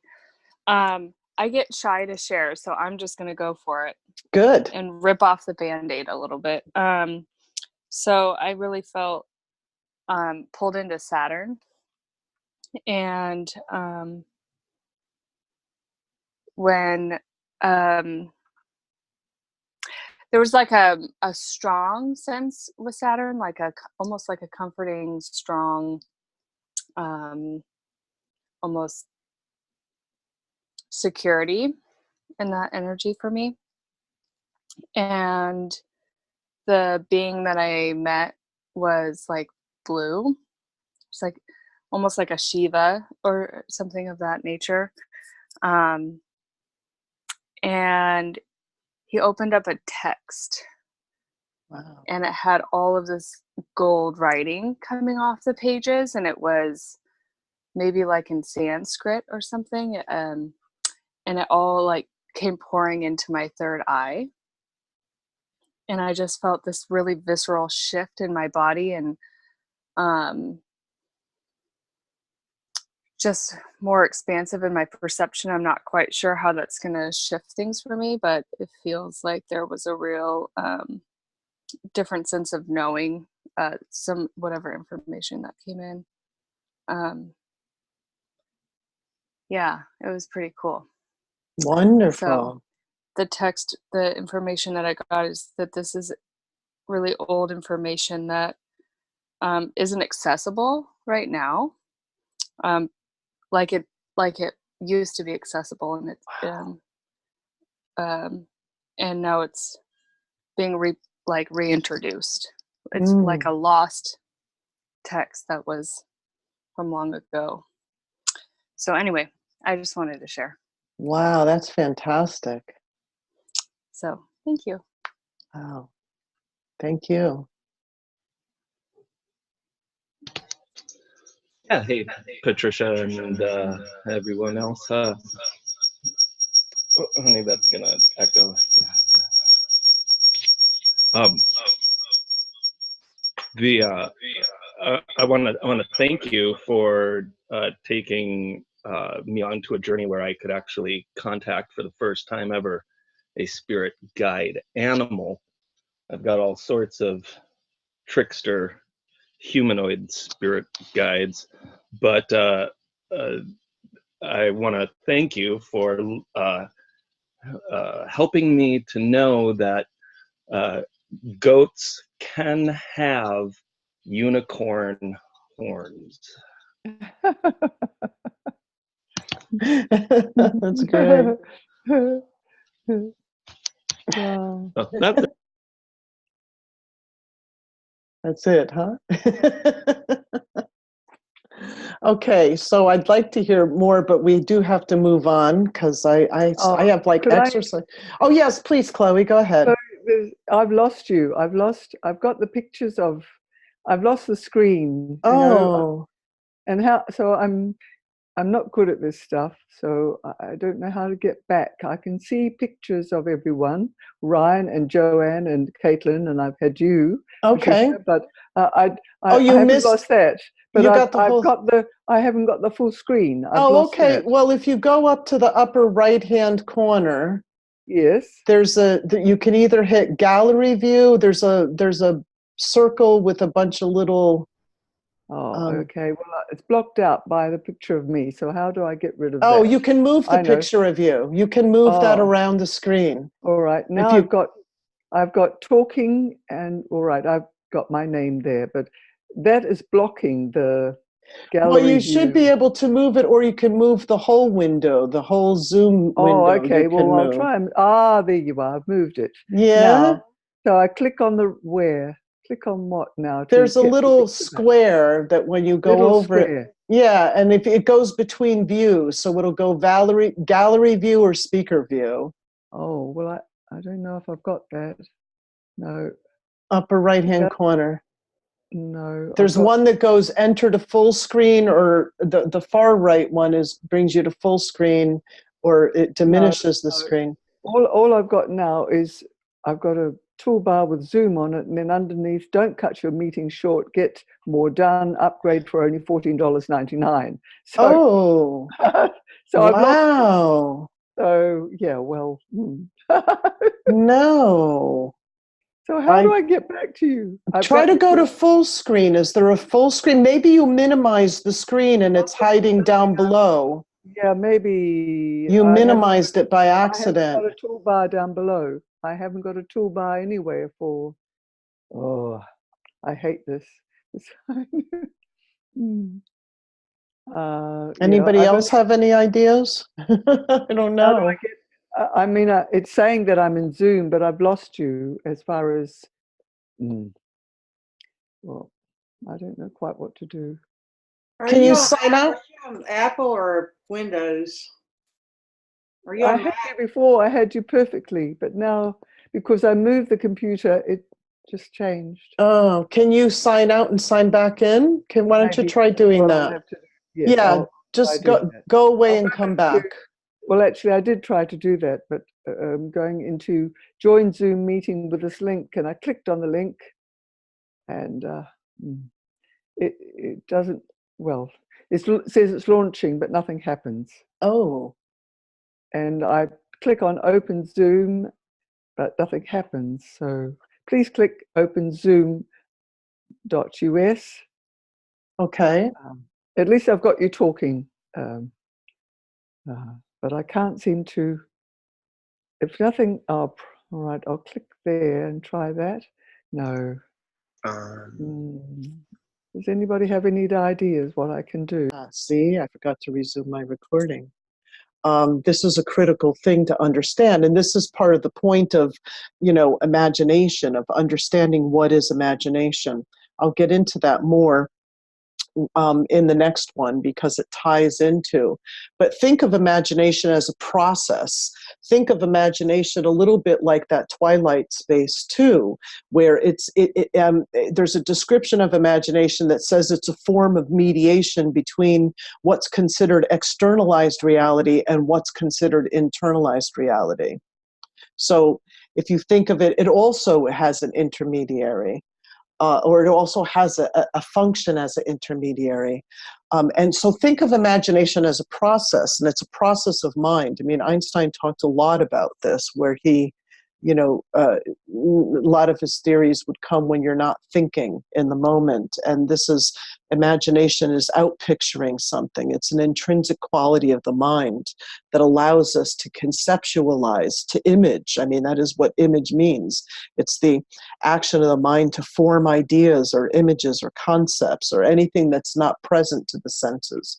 So this is a key part of all of the work that we do, is the honoring of the imagination and the power of imagination to be that which we use to kind of ride between the worlds. And the levels of our own consciousness. All right, so let's talk about reverie. Reverie is a state that is described sometimes in religion. It's described in meditation. It's a state of I mean, you do it when you're daydreaming, right? Reverie is a state of kind of giving yourself up to the flow of association. And reverie is a state that we can use in our work, where, I mean, I'm sure you're familiar with psychoanalysis, and you kind of do free association. It's a bit like that, right? It's a wandering associative thought, but this is one thing we know about thought, that it kind of, one thought follows another, follows another. Reverie comes from the French word, and it means wild speech. It also means to roam and to speak wildly. And in the Middle French, it also is the source of rave, as in raving mad. So it's kind of interesting. We were talking before about getting subsumed by things. Again, the conscious mind doesn't always like these other functions of the mind, because it loses control and it fears it could go mad, or it could lose control, or it'll get taken over by something. So you can see how it can go either way. But it's also interesting if we're back to Mercury, and we think of Mercury, which is, as we know, the concrete mind, and that we can let our mind wander outside of logic, which is like Mercury meeting Neptune, right? But we also know that Mercury alone can get unfocused and unscattered. And it can become more Neptune-like, and you can get flooded with a whole bunch of meaningless thoughts and just taken it. We've all fallen down the Google rabbit hole, okay? That's like Mercury on overdrive. And then by the time, half an hour later, you're like, I don't even know what I'm reading anymore, because I don't even remember what I started with. But we can also harness this. So we all know it's a function of our mind to do that. We can also harness it, right? And that's what using reverie is about. Reverie is harnessing that associative capacity of the mind and allowing the kind of conscious mind to record the train of thought. Right? It's another way of giving it, like I said, it is like daydreaming, but it's like waking dreaming. Right? And I'm going to talk even more about that in the next webinar, when I'm going to talk about the first and second attention. But I want to give you a feel for reverie. And this is a beautiful piece written by Raphael Enthoven in the New York Times, where he wrote an essay on reverie itself. And if you feel the poetry of the way that he's written it, this opens you to the state of what is the state of reverie. So he says, reverie, daughter of consciousness and sleep. Reverie blends their realms. Like intoxication, reverie is lucidity without an object, an activity, but one that's passive, a search that begins by giving up and lets itself be dazzled rather than looking. It remains happily somewhere between imagination and the ability to put it to use. The dreamer, unlike the sleepwalker whose consciousness lies fallow, has his head on his shoulders and he meanders on. He's a day walker who sleeps with only one eye like a dolphin, drowsy enough to see the unseeable, but awake enough to mumble what he has glimpsed. The more absent he becomes, the more the dreamer opens to the merging of types and images. So think of that. That's a great image. The dolphin with one eye who sleeps, and that dolphin is really in between that. That's the state of reverie. That's the state of reverie. So we want to use that. And this is the thing we have to be aware of is to be aware of what we're revering about, right? And not to just get lost in the train of thought and then not remember where we're going. That's using these kind of two functions of mind, using our conscious focus and then the reverie daydreaming part. It's not like you want to drive home and forget how you got there, right? It's like he said, you want to be in between those places. I also loved what he was talking about, somewhere between imagination and the ability to put it to use, right? Very key. So think of yourself like that dolphin with one eye open, drowsy enough to see the unseeable, but awake enough to mumble what you've glimpsed. That captures it perfectly. So I want to give a simple exercise, and this reverie doesn't really necessarily, although you want to get into that relaxed twilight place, reverie you can do consciously, more consciously, and you have your pen and your paper there, and you can write things while you're in the state of reverie. So I'm going to give you the exercise and then I'll walk you through it. So the exercise is really simple. I want you to pick a chart point, like a single planet in a house or a sign or something like that. You can pick any of your chart points. And we're going to start with your conscious mind, and you're going to contemplate what you know about that placement. We're going to allow the conscious mind to start the process. We're going to engage Mercury. We're inviting Mercury, concrete mind, to be part of this process. And then I'm going to guide you to kind of let that step back and let feelings arise and become aware of the feelings. And then you're going to go to a memory and a time when you had this feeling, et cetera, et cetera. So I'm going to walk you through that. So if you're ready, I want you to have your pad and your pen. And I want you to kind of pick a chart point, something you just want to kind of dream into. I call this waking dreaming into the chart.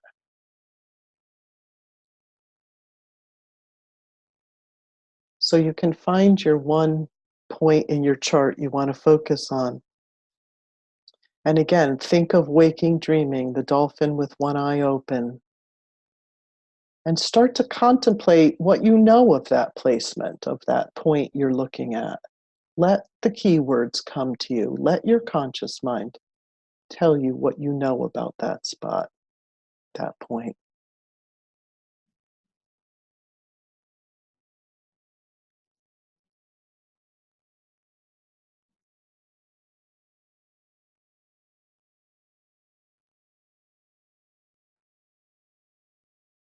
And as you're prompting your subconscious mind with these thoughts, start to let feelings arise. How do you feel about that? How do you feel about these associations that you know? Become aware of what the feeling is as it arises.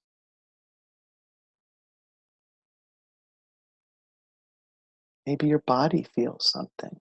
Maybe your emotions feel something.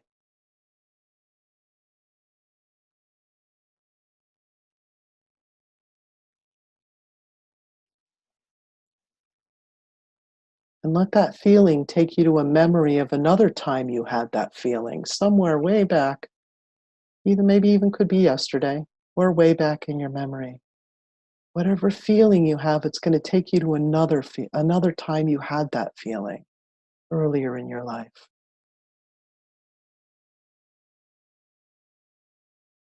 And be in that memory, be in that scene, what was going on.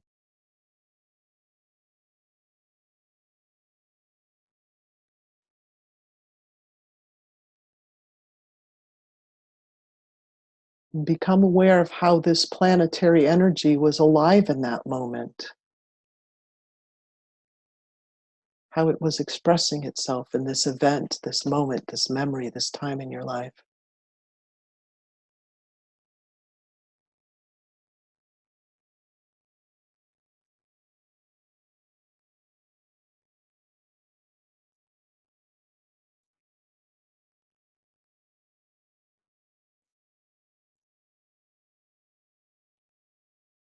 And free associate more to see what meaning or insight might come to you now about that moment in your life.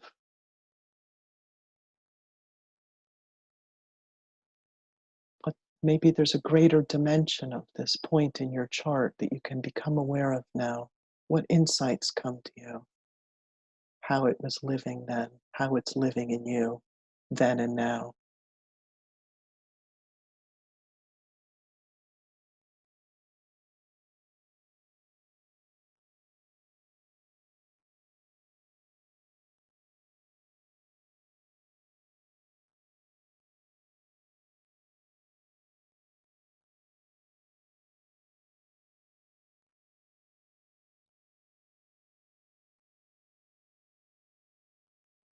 And you can write down some of the things that you're becoming aware of.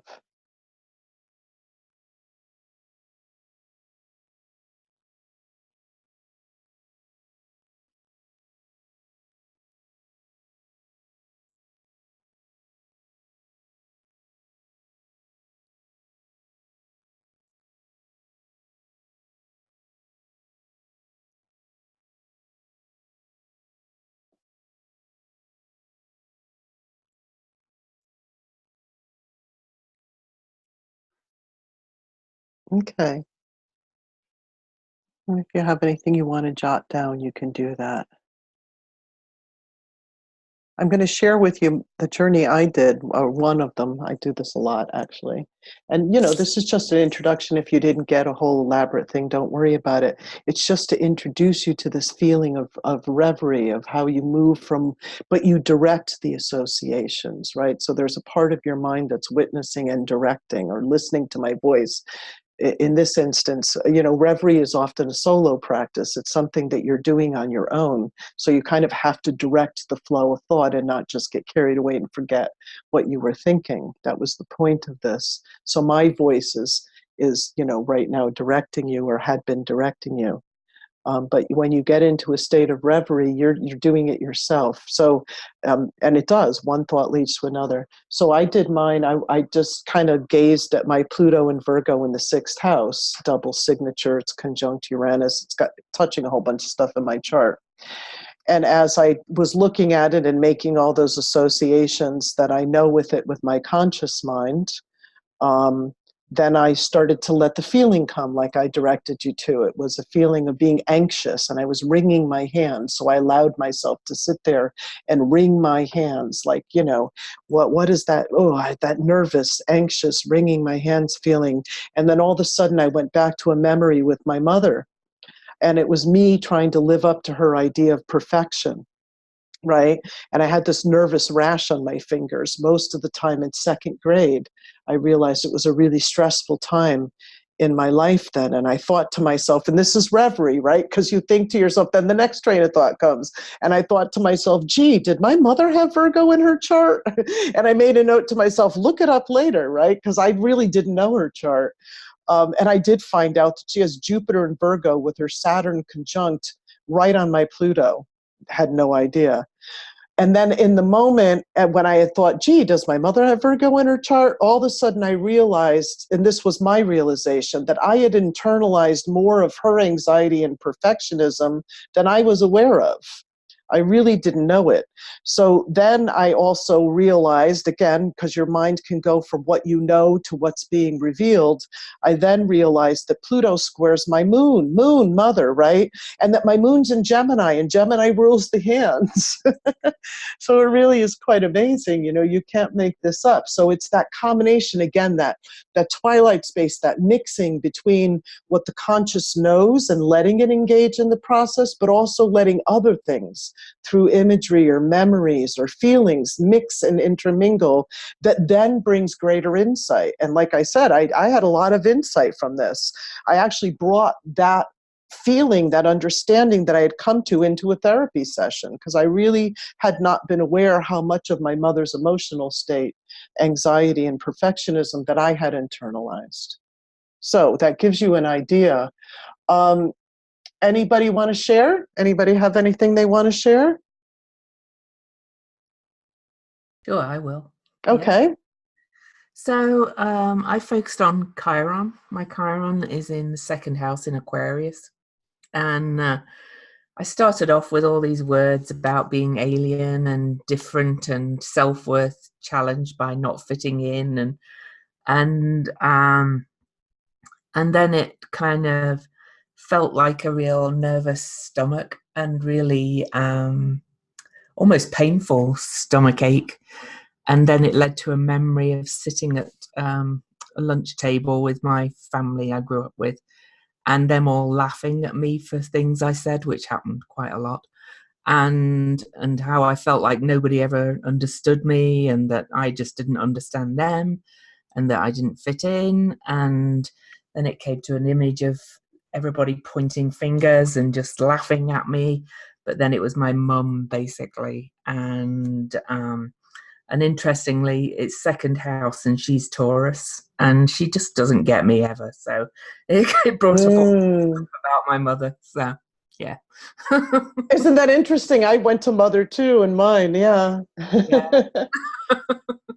And So- she's just, why can't you just be happy? You know, why can't you just be So did you get an insight, like a kind of a different insight or perspective that you didn't have before? Like what? I did. It was, really that, I really don't fit in with that background, and I don't really want to. So, Oh, that's wonderful. And where was your Chiron? What's your Chiron? it's second house Aquarius. Oh, yeah. Wow. Yeah. Yeah, well, for you to get to that empowered level of that Chiron, right, is to have that stable confidence of it's okay to be different, and I'm meant to be. Yeah. Yeah, it's a wound, but it's also a power. Yeah. Or key to healing, as I like to say. Oh, that's wonderful. Yeah. Yeah. So that was awesome. Wonderful. Thank you. Thanks for sharing. Anyone else? Could I share something? Yes. I've got Venus Jupiter conjunct in the 12th, square Saturn Pluto in the 9th. And I mean, all right, I was a daydreamer. I was got totally immersed in my little world. Yeah, I could see that. But yeah. I got a sudden jolt because I was out with my family as a child. I just often think of this and what was going on there. But my mother told me to go ahead and hide. They were walking around this lake. There was lots of rocks and little bushes and trees. It was a botanical garden. And so because I was skipping around and dancing and being my airy-fairy self, she told me, oh, just go ahead and hide and we'll find you. And so because they were walking slowly and, I was bored probably, or I was in my dream world. So I ran ahead and I hid and I waited. And I was behind a rock or something. And I know the feeling of sadness that they didn't come.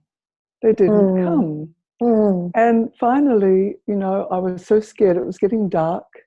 I remember, you know, really panicking because they didn't come. And finally, I managed to find the exit to the botanical gardens.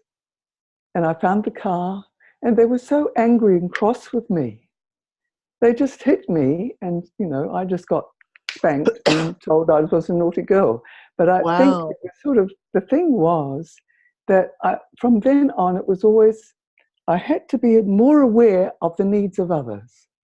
I couldn't just immerse myself in being, you know, the airy-fairy child of dancing around or whatever. You know, it was like if I immersed myself too much, and that was the understanding that I can't totally go into something. I have to be always a little bit aware that, all right, somebody might need me quickly, or I might have to do something quickly. It's sort of like I can't, you know, I mean, I didn't know that I was doing something wrong. Right. I didn't know that. And then well, that was, you know, anyway. So what is that I couldn't be totally in what I was doing. I had to be always aware that they might need me or something I had to do. Right. So is that the insight that came to you from this exercise? That's an amazing insight, because the you know, to me it speaks to the theme to me is being lost, right? And so you were in a sense lost as that child, and then, you know, kind of sad and scared of being lost. But then the choice, so it's the same archetype, right? You're in the archetype of lost. And then rather than saying, well, it's not safe for me to be lost in my own world, then I'll get lost in others. Yes. Right? Yes, yeah, probably, interesting. yeah. Yeah. Could be, yes. Yeah. Could be, yeah. Okay. Okay, thank you. Thank you. Thank you. So I'm sorry I move on, but here's the thing. We have this Facebook group. And so any of you who feel you know, inspired to write down your things and share them, please do on the Facebook group. I think it's wonderful to take time to read what everybody wants to share in their experiences of anything that we're doing together. So that's an ongoing thing, and we can all comment, etc. Okay. So I want to move on. This is something we'll get into next week. This is Jung again, where he's saying, because we're going to talk about active imagination, not next week, next webinar, requires a deep state of reverie, halfway between sleep and waking. So this is kind of where we are. Reverie reverie is this step in between, where next webinar will go deeper into active imagination. Okay. So somebody's not muted. I'm going to ask you to just check your muting. All right, so welcome to your ancestral archaic consciousness. That's what I call it. This deep memory, even if you're unaware of it, this part of us that has some kind of memory of what it was like to live in this kind of interconnected place that our deep archaic ancestors did, and before they were decimated by Western civilizations and other civilizations still try to do in tribal communities. So we know shamanism is a big part of this consciousness. The practice of shamanism kind of grew through there's practices within shamanism, but shamanism was an intrinsic part of this archaic consciousness. You know, it grew out of their worldview, which wasn't solely focused on just this tangible world of what the senses can verify. It was deeply inclusive of the energy and spirit behind form. Our ancient ancestors, you know, I find it interesting to consider that they were needed to be so concentrated on survival, unlike us today when we're just driving to the grocery store. Yet, despite that, they, you know, their life was so arduous compared to where we are today. Yet, despite that focus on survival, their worldview was so much more inclusive of nature and the cosmos than our modern view. And to me, I think it is their survival strategy. It was that cooperation with, rather than power over nature, seemed to be their predominant survival strategy. And so this implies this kind of, egalitarian nature that is also a part of our collective inheritance that we don't necessarily live today, but we long for. Any of us of consciousness, I know we long for that. We long for our tribes and our belonging and our whatever. But we have become estranged from that. We have this idea. I always ask people, how old do you think war is? How long has war been around? Like, constructed war, armies, tribes going against each other, etc. And most people kind of answer that going, well, it's as old as humanity. The archaeological evidence and the reality of it is it literally is only about 10,000, and that's very scant evidence, 7,000 years old. And there's very scattered evidence of it archaeologically. There's only a few, like there's a rock painting in Australia back to 7000 BC that shows, some kind of intergroup conflict. There's one in the Iberian Peninsula. The skeletal remains do not show evidence of war. Settlement remains do not show fortifications. Weaponry that we would associate with war, hunting and weapon, it can cross over. There's no real evidence of that until somewhere around 7000 BC, and most definitely in 5000 BC.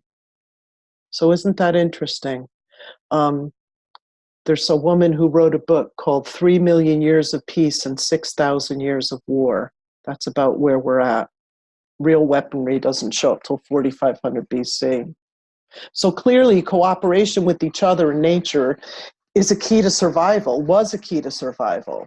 But the other thing of their survival was also depending on this kind of keen perception of nature. And I feel that their consciousness was vastly different than ours today, because simply for them, the division between their outer world of events wasn't separated from their inner world of meaning. And this unified awareness is what I'm bringing our attention to. What I said, I call it the ancestral archaic consciousness, and that's our birthright. That is our birthright. We have a right to have that. It's unfortunate our society doesn't live it. But that's what we want, right? We want to be able to know that we have this right of connectedness. So out of that kind of consciousness, that archaic consciousness, arose the practices of shamanism. And, the shaman in the tribe was responsible for performing acts of healing and prophecy and counsel and all kinds of things. But a very interesting role of the shaman was responsible for keeping the people in the tribe in balance and in cooperation with nature. Whenever there was disharmony, the shaman was responsible for traveling between the worlds to bring balance between the worlds, so that they understood that. And that was an intrinsic role of the shaman. And so since we're going to be talking about journeying, I want to talk about this shamanic cosmology that was universal at one point, for hundreds of thousands of years. This worldview and the practices that arose out of that worldview. It's actually longer than hundreds of thousands of years, but anyway. So within the shamanic cosmology, and this is, again, like I said, it's universal, the worlds, and a lot of you probably know this, so I'm just going to touch upon it. Within that cosmology, the world's divided into 3 levels. There's an upper world, which is here. There's a middle world here, and a lower world. And these 3 worlds are intersected by this world tree, what they call the world tree. Now, across many cultures, there's stories of a world tree. Trees are central. It's archetypal. They're sacred in many cultures for this reason, because deep in our archaic consciousness, they held this. They were the pole of the world.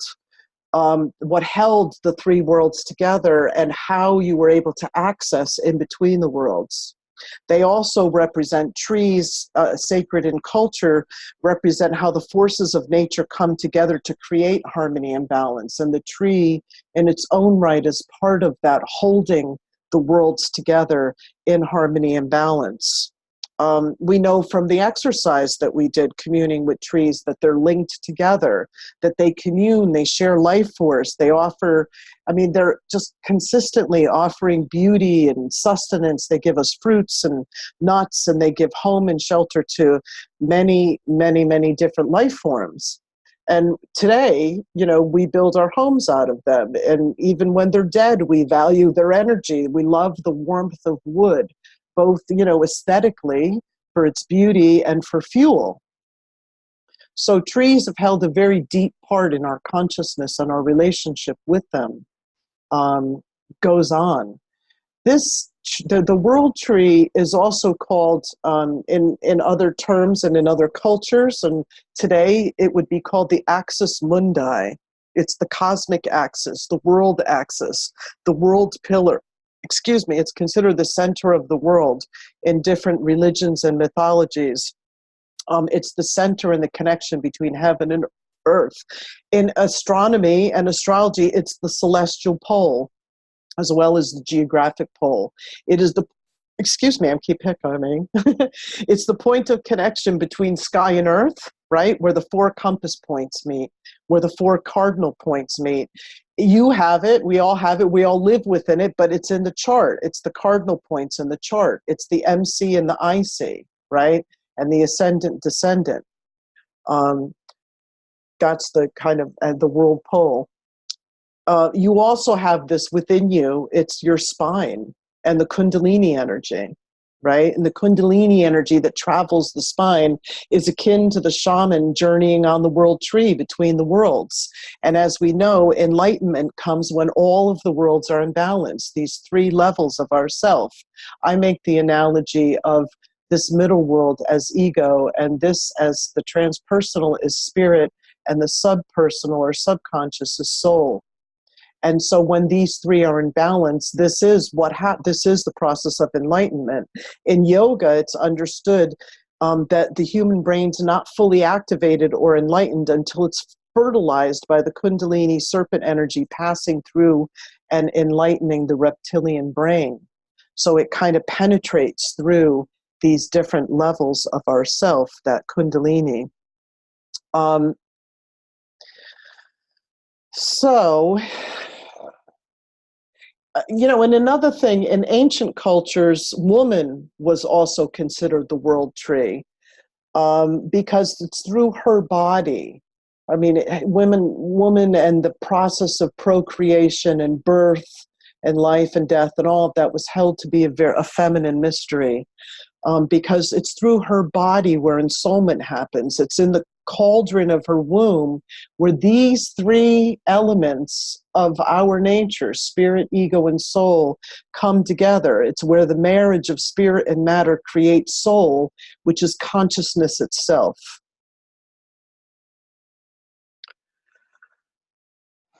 You know, I wanted to mention, if you get a chance to look it up, there's a guy named Larry Ilarian. He's from an Alouette tribe in the Arctic. In Alaska. And he has a video. There's different versions of the video. It's called "The Womb at the Center of the Universe." And he talks about this woman as this crucible for, not in the way that I talked about it, but what he also talks about is the center of the universe is the galactic center.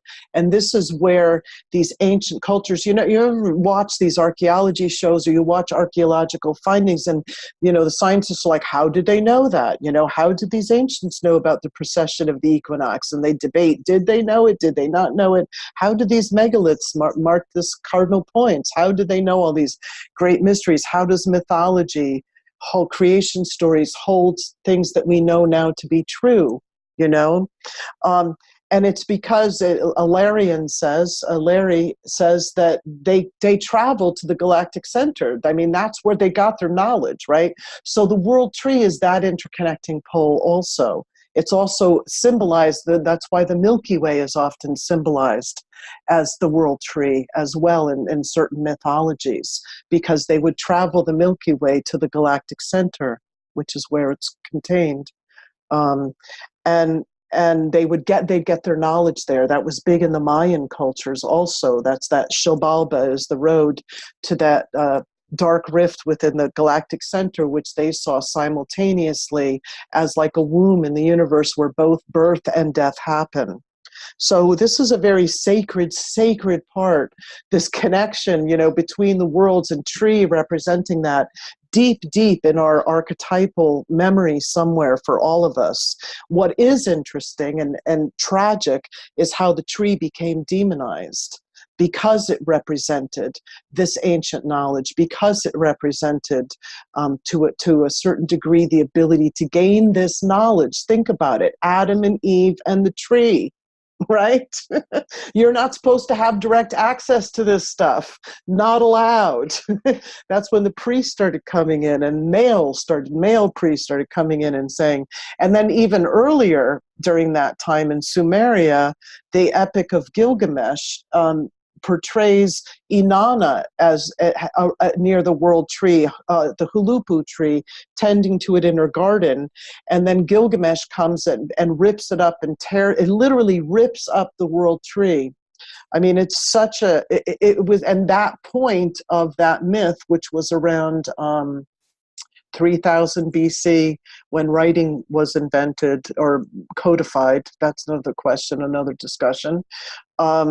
But as we know it in Sumerian cuneiform, and we can read it, that's why we call it language, when it was right around that time when the Abrahamic religions were arising also. And so what got codified as history from the Sumerian was mostly this Abrahamic point of view, and that's where this story comes from. It's right at the turning of this kind of matrilineal, archaic ways of living into patriarchy. Anyway, that's a big, long story I don't want to get into. I've done whole webinars on that. Okay, so guess what else travels the world tree? Astrology. Think about it, right? When we focus on the mechanism of astrology, we're a bit like Gilgamesh, where we're cutting it from its divine celestial purpose to connect the macrocosm and the microcosm in the here and now, right? Astrology itself is meant to reveal an essence of that which is unseen, soul and spirit. When we reduce it to formulas and keywords and blah, blah, it is like we're cutting down the world tree. The mechanism isn't the whole enchilada, right? It's like the way a musician learns scales, but then develops chops. And when the musician develops chops, then soul comes through. And then we say, ooh, it moves something in you. Right? That's what we do that's the way we should be using astrology. We learn our chops, and I'm sure you've all experienced that. Something else flows through during a reading. Something else comes through because you've learned the container.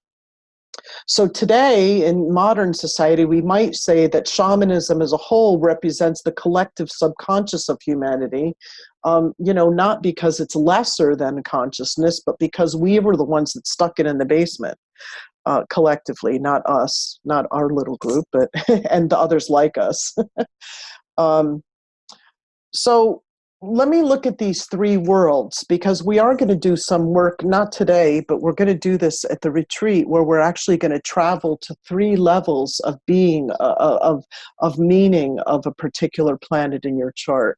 The part of it that's in the underworld, and the part that's in the middle world, and the part that's in the upper world. So you'll learn these different layers of meaning that might exist in one of your planetary archetypes. So just briefly, we're going to do a journey after this, another journey, and then we'll close our webinar. But just briefly, so starting with the upper worlds in the shamanic cosmology, like I said, I associate this with spirit.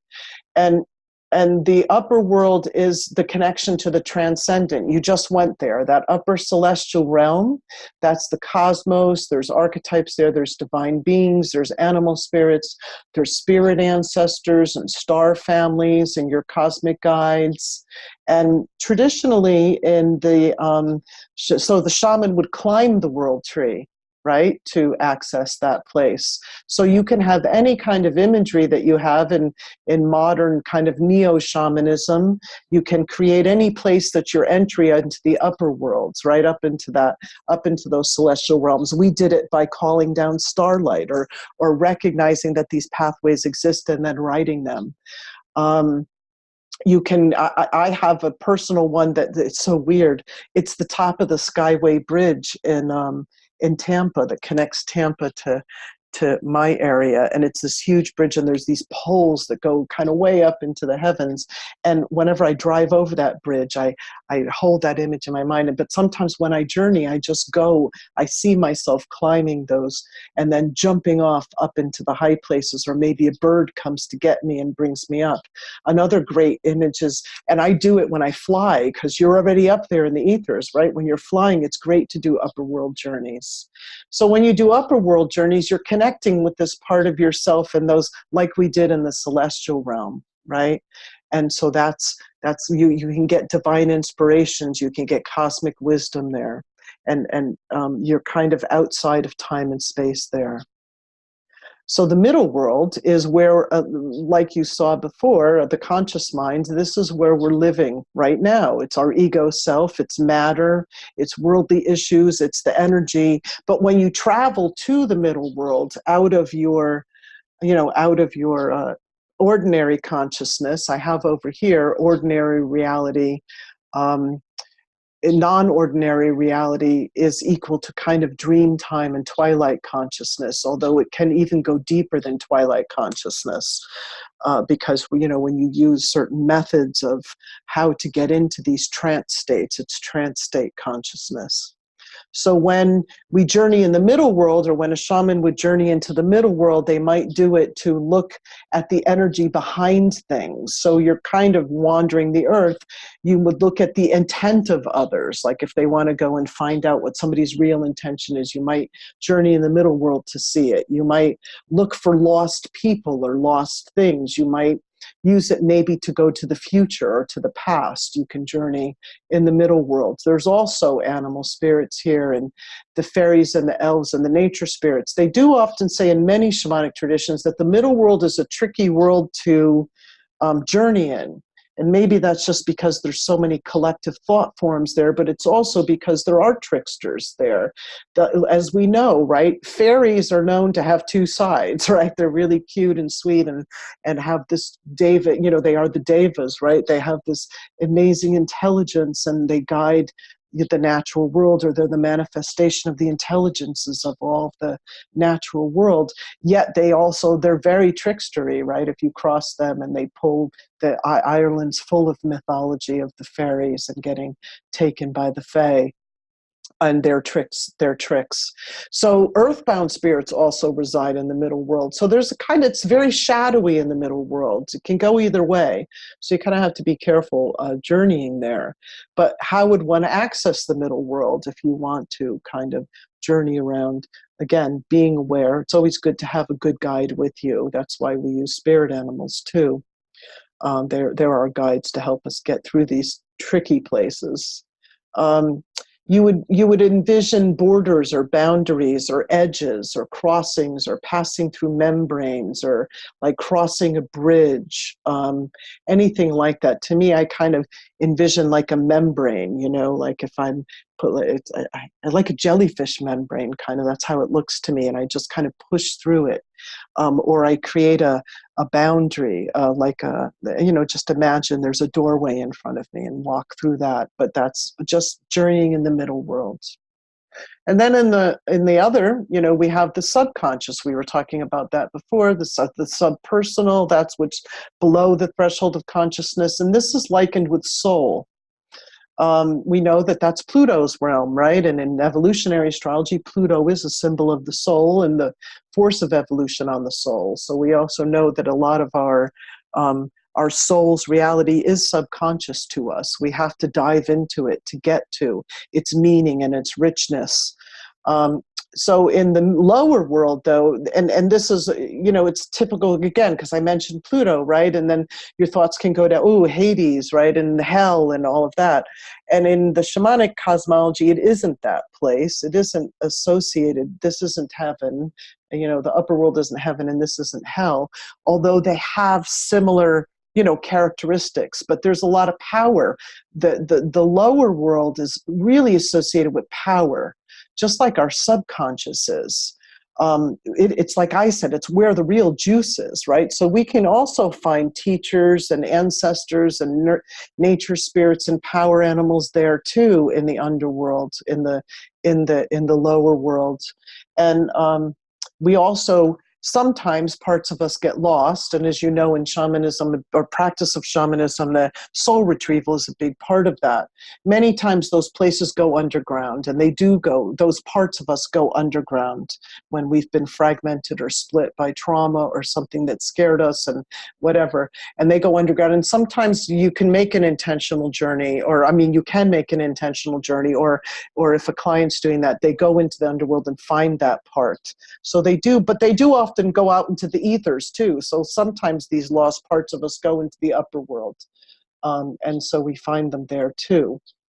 So how we access the lower world is, again, a vision of a descent through a hole or a tunnel, or you go into the hollow of a tree. Mine is the hollow of a tree. I actually have the tree is near me in the woods that I walk in, and so that's always my image, is that tree. You could see yourself going into a cave or a crack in the rock, or even going downstairs. In hypnosis, they do that to induce deeper states. You're walking downstairs. You're kind of descending into the subconscious. So it's important to know these realms, and then we have this body double that travels. So the imagination is the key to get us there. And we would say it's the astral body that travels. And I'm sure you've heard that term, astral travel. It comes from the Latin astrium, star. Right? So astral actually means pertaining to the stars. So you might think of it like your star body, which I think is really cool verbology, right? So we travel with our star body. There's a couple kinds of ways of journeying, and we're going to experience both, especially when we're together. There's only so much that I can do online here, and so some of the journeys that we're doing end up being more like guided imagery. But when we're together, we will do traditional kind of drumming journeying. And that is something that was used traditionally, rattling, drumming, chanting, using medicine plants. We won't be doing that unless somebody brings some. I don't know. We'll see. But these are all ways that the shaman or that invokes that deeper state of consciousness, that the altered state, the non-ordinary reality. Drumming is the most known because it does that binaural beat kind of induces an altered state of consciousness.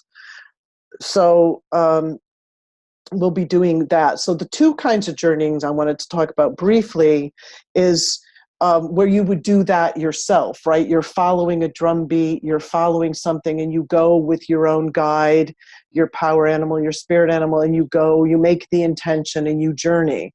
And this takes skill to do this because you want to remember the journey when you come back. And I'm talking about that in the next webinar. Like I said, the two attentions, first attention and second attention. So you have to develop that part of yourself to be able to do it, to engage in the journey and remember it at the same time. And the other one, which is so powerful, is where you're journeying and you're speaking your journey to somebody. So somebody else is kind of helping, being the recorder of your journey and speak. And this I do all of the time in my work with people in altered states of consciousness and certainly in regression therapy. And it's very powerful, and it allows somebody to go deeper. It's almost like the ego can let go now because somebody's holding the fort down, right? And so it's a little easier sometimes for the ego to sit on the chair and let it go, so that the journey, and so when you're doing that, and we'll be doing that too, where we'll be working in pairs, and you'll be taking a journey and you'll be telling somebody about it as you're doing it. like I said, right now, most that we can do is I'm doing some guided imagery for you right now. So I would like to take us into our final journey. We are going to go a little over time. Is everyone okay with that? Anybody have a problem with that? I don't hear a problem. Okay.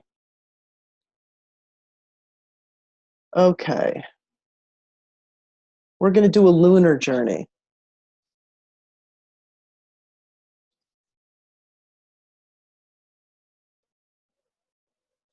So I'm going to ask you to just kind of look at this image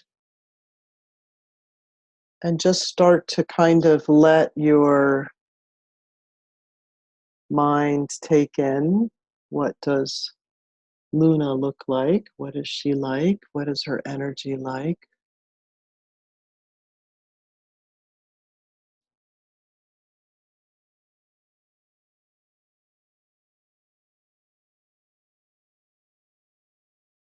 And then I'm going to ask you to settle down. If some of you are lying down or whatever, just wanted you to take in this image of Luna. And then close your eyes.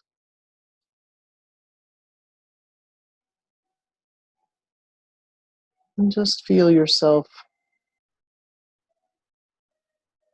relax, breathing again, going into that meditative space, that open, receptive place.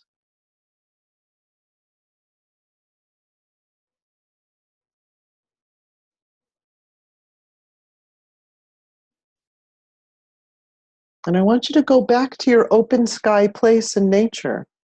Go back there, especially at twilight. I want you to imagine that it's not yet dark and it's not light still. It's like the sun is setting and you're there in twilight where shadows start to form and things get a little blurry. Can't quite make out everything because the sunlight is fading. And you're in that twilight space. You're laying there, your open sky place in nature.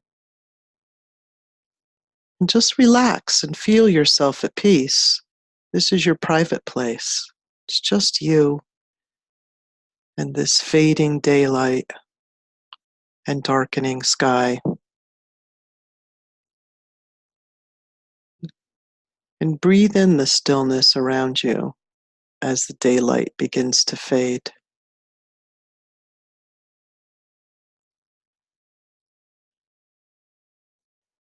And just be aware that the moon is not up yet, but the sky is just starting to darken.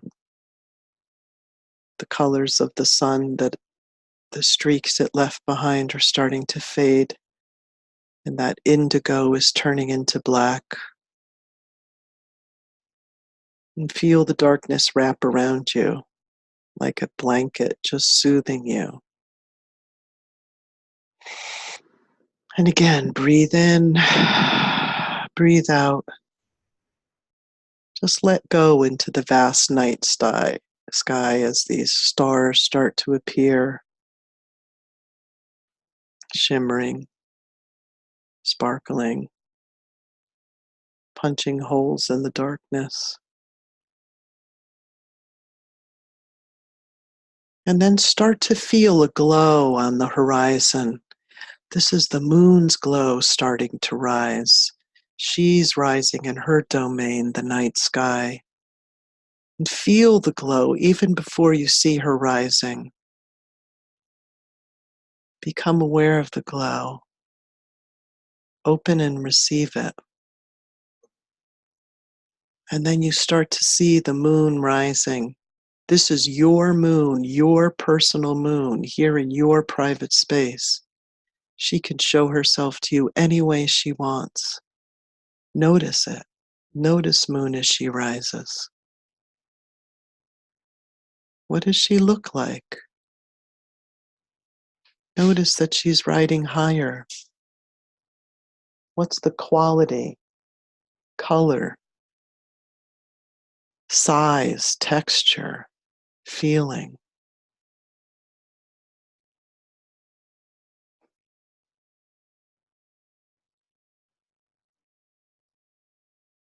Greet Moon in your own way and thank her for being here for you.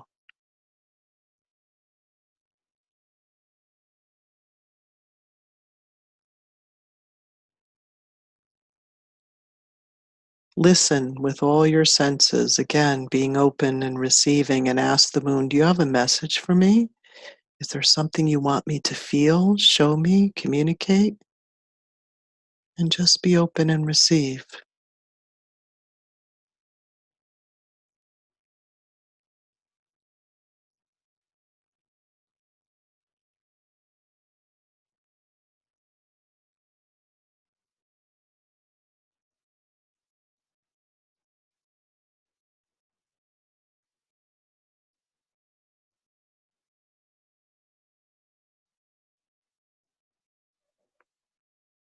Now ask the moon, is there anything more you want me to know about you? She's showing you something about your lunar nature.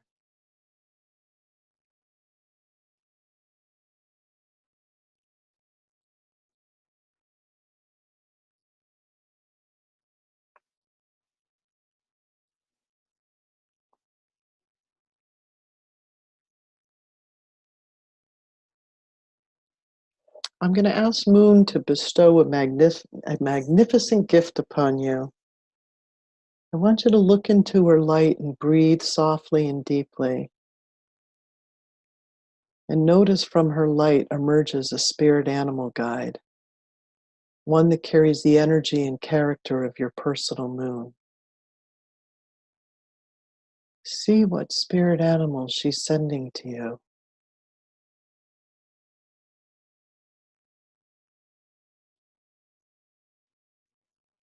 Become aware of the energy this animal brings.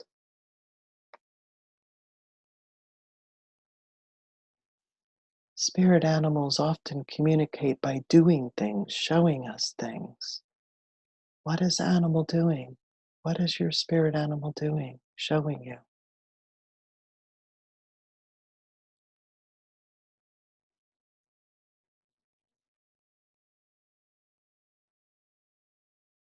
Commune with this messenger.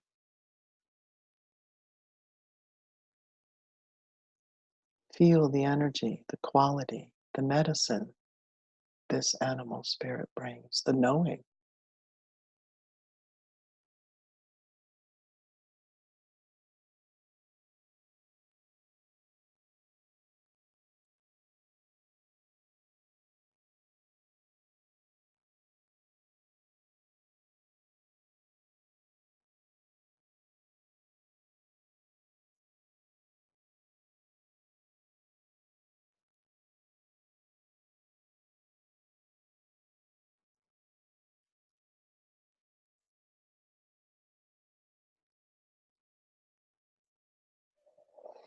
Now, feel the two of you, you and your spirit animal, your lunar spirit animal, feel the two of you become enveloped within the moon's kind of silver, soft light. And just like you rode the stars, we're going to ride her light and feel that as the moon is rising higher, that her light envelops the two of you, you and your spirit animal, and that her light's lifting you up into the celestial realms and taking you and your animal with her. And just feel that kind of silvery light pull you up, following her up into the celestial realms.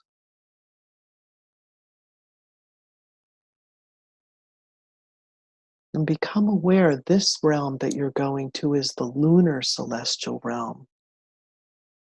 She's bringing you to a place that represents even more of what your lunar nature is, what she wants to show you.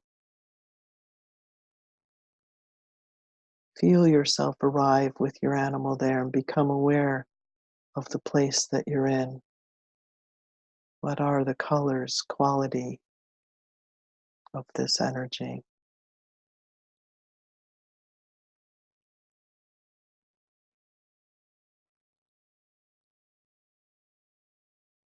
Look around, see what you notice, see what you feel. Everything is symbolic, has a meaning here.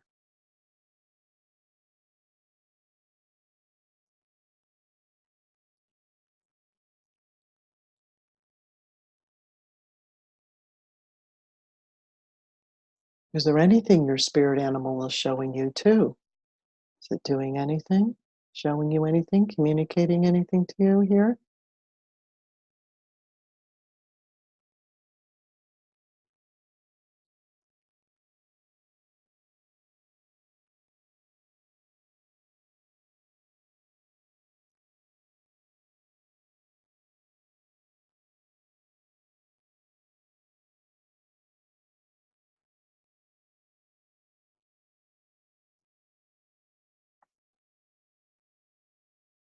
And now in this celestial place, we're going to meet another celestial being, but this one is a loving divine mother lunar being that's going to show you even more about your lunar nature.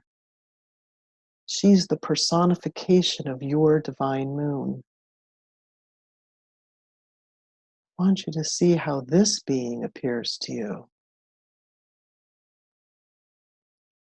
reaching out to you, approaching you with acceptance and wisdom and gentleness and love. Become aware of her. What is she wearing? The quality of her presence. Everything about this is communicating to you something about your own lunar nature.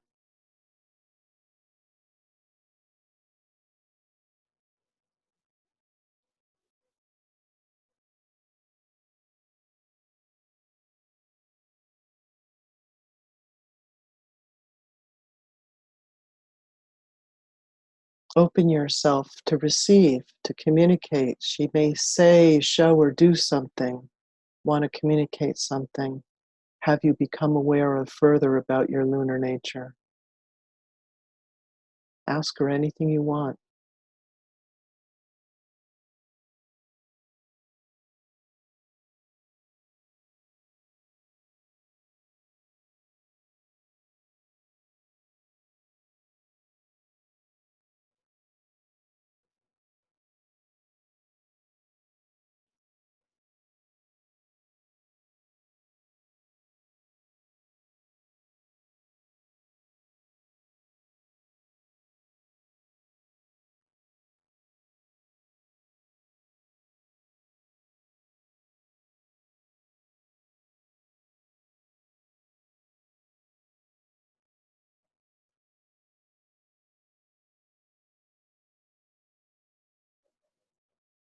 And then ask this lunar being, your personification of your moon, is there anything that she wants from you?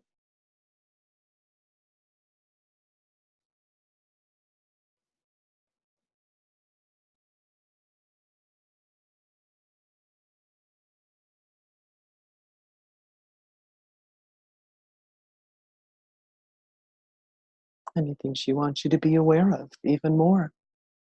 She wants you to do.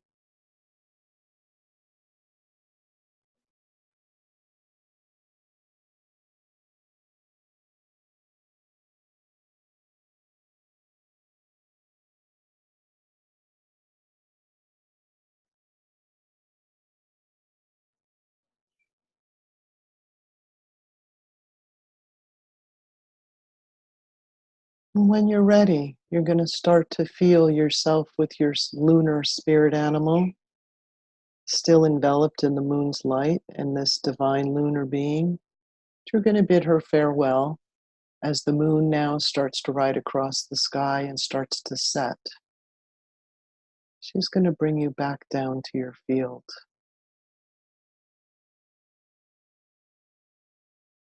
You can ride her light. She leaves the celestial realm. You can visit your divine lunar being anytime you want.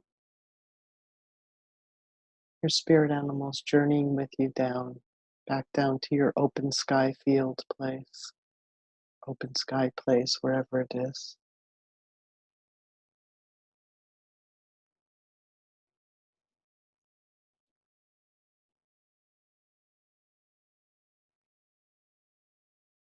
and thank her. Thank that divine being.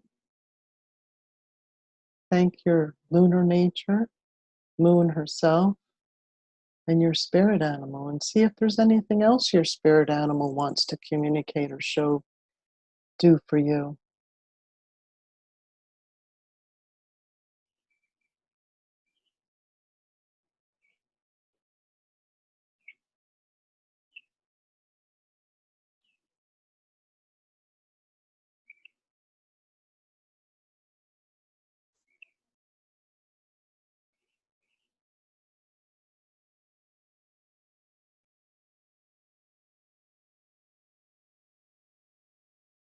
And when you're ready, come back. And I'm going to give you about 5 minutes to just, we're not going to take a long break, but just enough for you to write down some things. And then I have some more material I want to share with you, and then we'll close. So just take some time.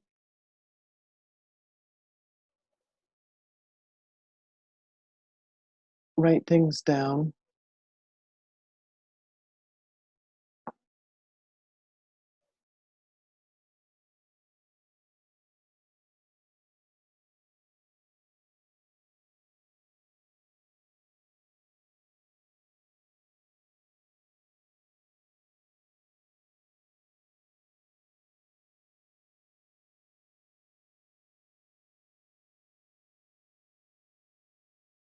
Write them up. Put them on Facebook, but just our private Facebook group. Unless you want to broadcast it to the world. But I've been a strong gatekeeper so that nobody gets in that page, just us. So you can be assured that it's private.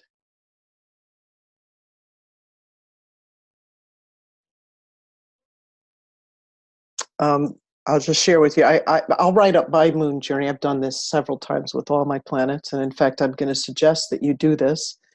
Maybe you do something, a little bit of homework or something. But I'll tell you about that in a minute. Oh, I want to go back to hold on, I need to move some things around here.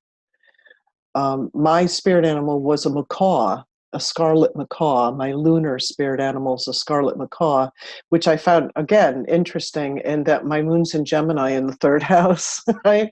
The macaw and the parrot family. I mean, you can't make this stuff up. It's pretty incredible.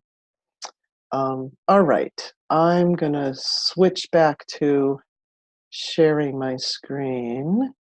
I can find it again. There we are. Okay. I want to make sure I'm doing everything right here. Okay, good. We're all set. Okay, so how might you do this for a client?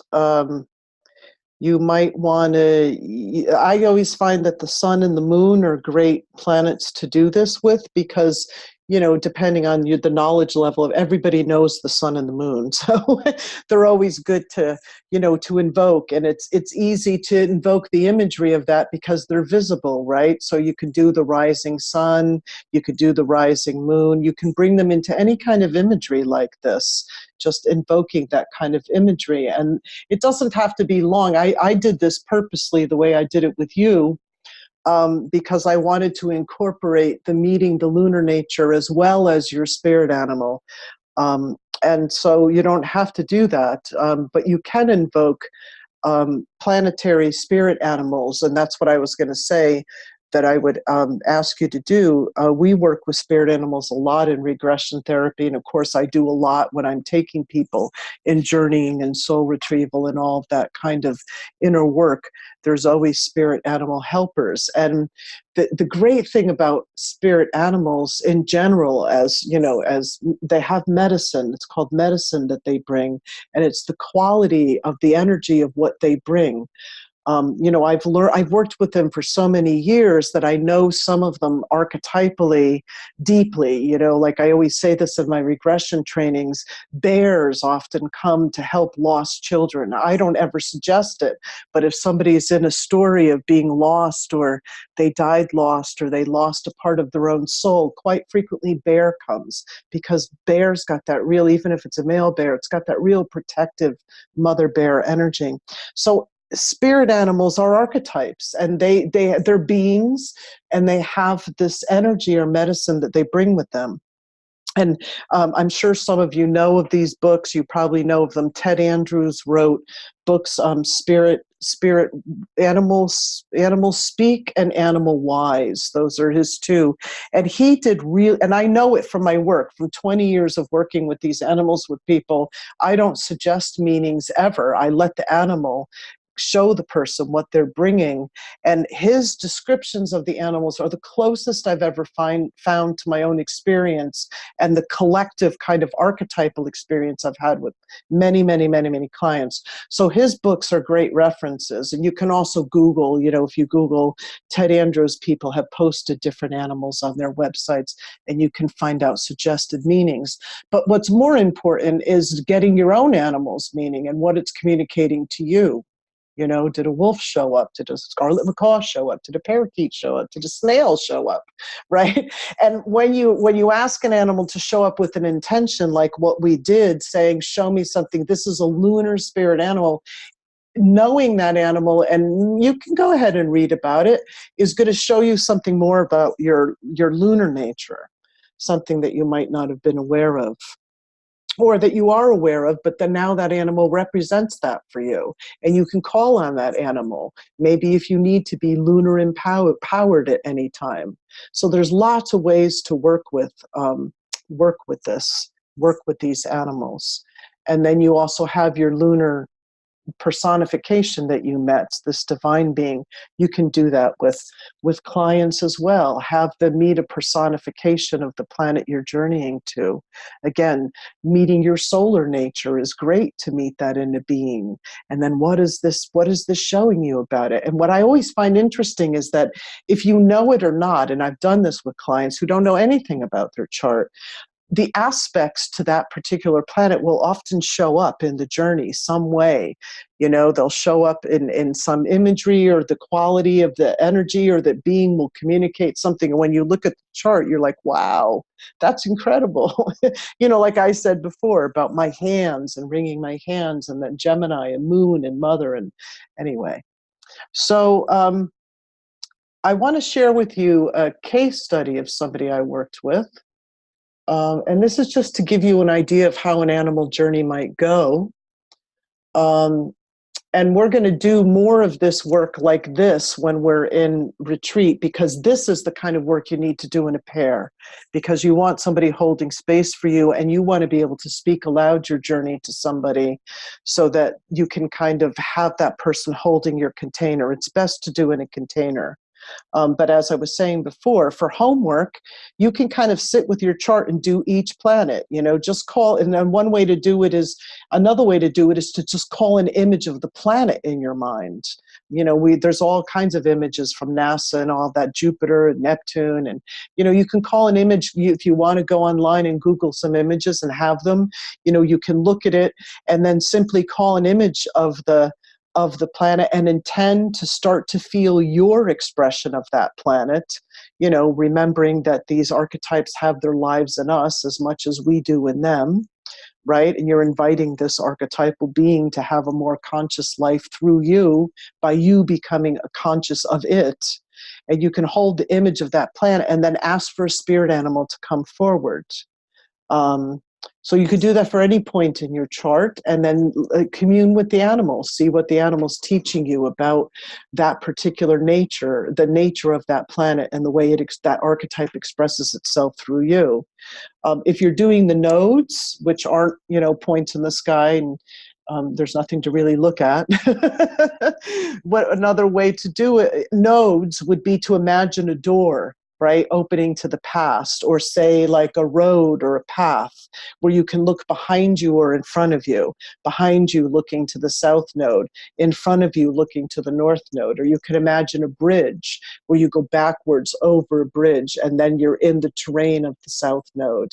Or you go forward over the bridge and then you're in the terrain of the north node, and you can ask to meet an animal in that terrain. So as I was saying to you, everything about the journey that you just did, and maybe you'll recall more, make connections when you look over your notes or think about it more. everything about the imagery in that has some reflection of a communication about what your journey was, or what your lunar nature is. All right, I got to get this woman's notes, because hold on, I have them here somewhere. Okay, because I recorded a lot of what her comments were. Okay, so this is a client I was working with, and her animal was coyote. And so I've worked with her in regression work and current life regression, and I'm going to call her Anna for this case.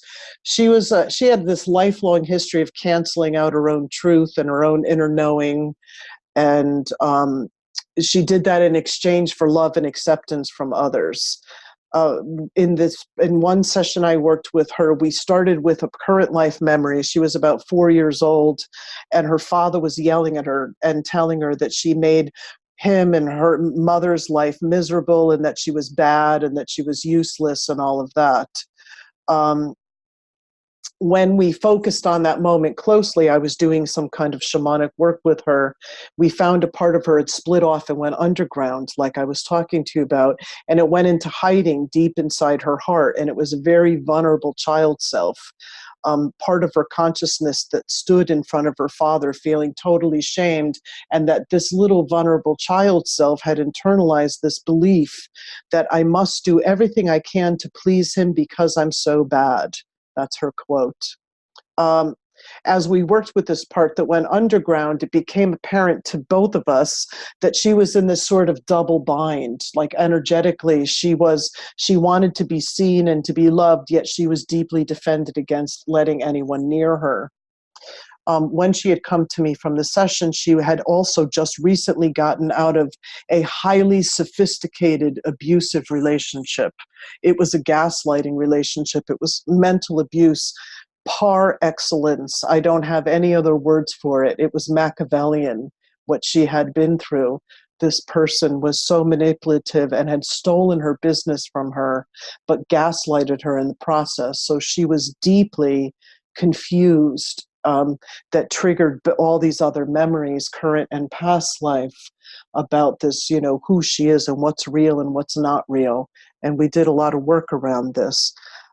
But in this particular session, so I want you to look at some of the signatures here. In my work, I focus a lot. For those of you that know evolutionary astrology, my eye instantly goes to Pluto and the nodes. So I want to look at what is this person bringing into this lifetime.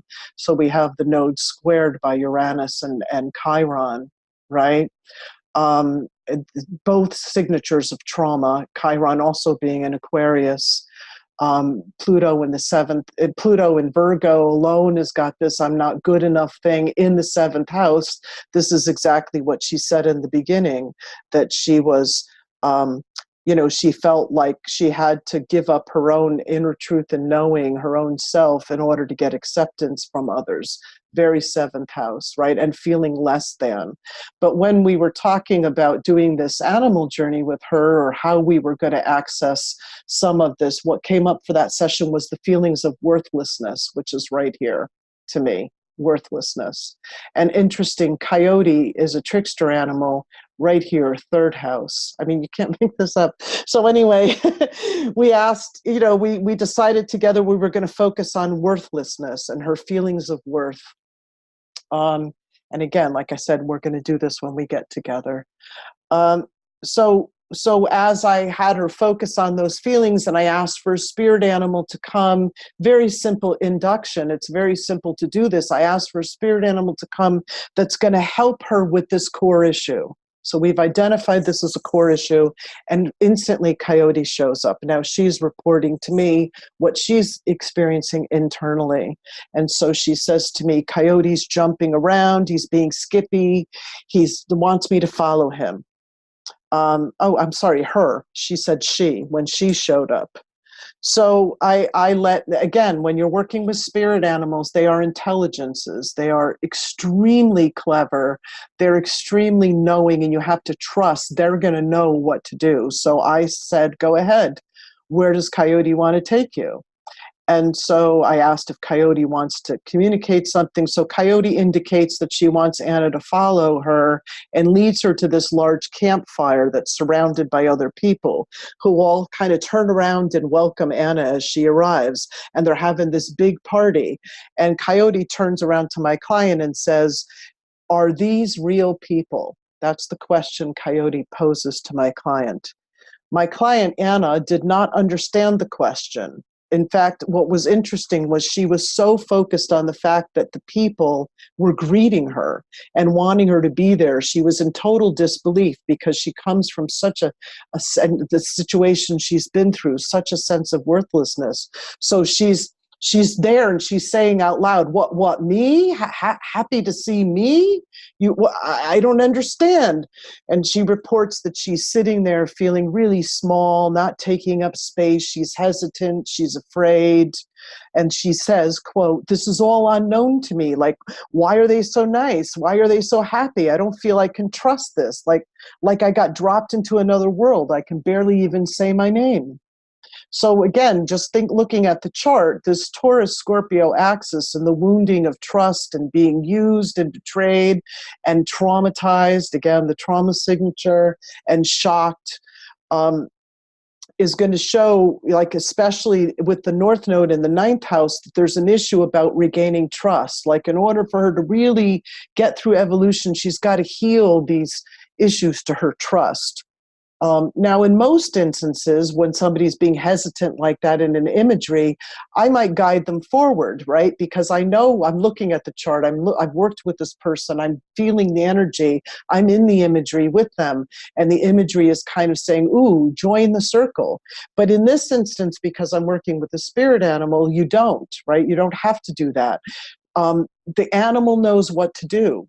So rather than, I might have guided her to find the courage to join the circle, but I didn't. I took a back seat and I let Coyote guide. So then I say to her while she's there feeling not wanting to join the circle, "What does Coyote want to do?" I said, what's Coyote doing? And this is all you have to do as a guide. It's actually quite simple. Coyote's walking around, she says. He's trying to get her off the log that she's sitting in, get her up and do something. And as I'm looking at the chart, I see this kind of, I feel Coyote energy is trying to engage this will, this Mars conjunct the North Node, right? Like, get up and do something instead of being so stuck in your doors. Like, get up and do something. Okay, so I'm feeling that. And she's just saying, I feel worthless, broken. I can't do it, but I'm so mad at myself. They want me to join. I should be sitting there with them, but something inside doesn't feel right. I'm unsure. I'm frustrated. So then I say, what's Coyote doing? And Coyote's just observing. So then I interject one thing, and I said to her, you know, animals like Coyote and the weasel family, they're tricksters. And often working with them involves being able, like, they're going to trick you or you have to trick yourself, right? And they often can help us see through things that we don't trust. And that was a kind of critical thing. Because my mind is also going back to the initial question that Coyote asked her that she didn't even catch, which was, are these people real? And I know with this client and looking at her signatures, discernment is a big wound from many past lives and her current life, right? She's 3rd, 9th house. She's believed in lies. She's been betrayed. She's been tricked, right? She's been wounded by lies, right? Then she has this Pluto Virgo wanting to get to some discernment, some clarity.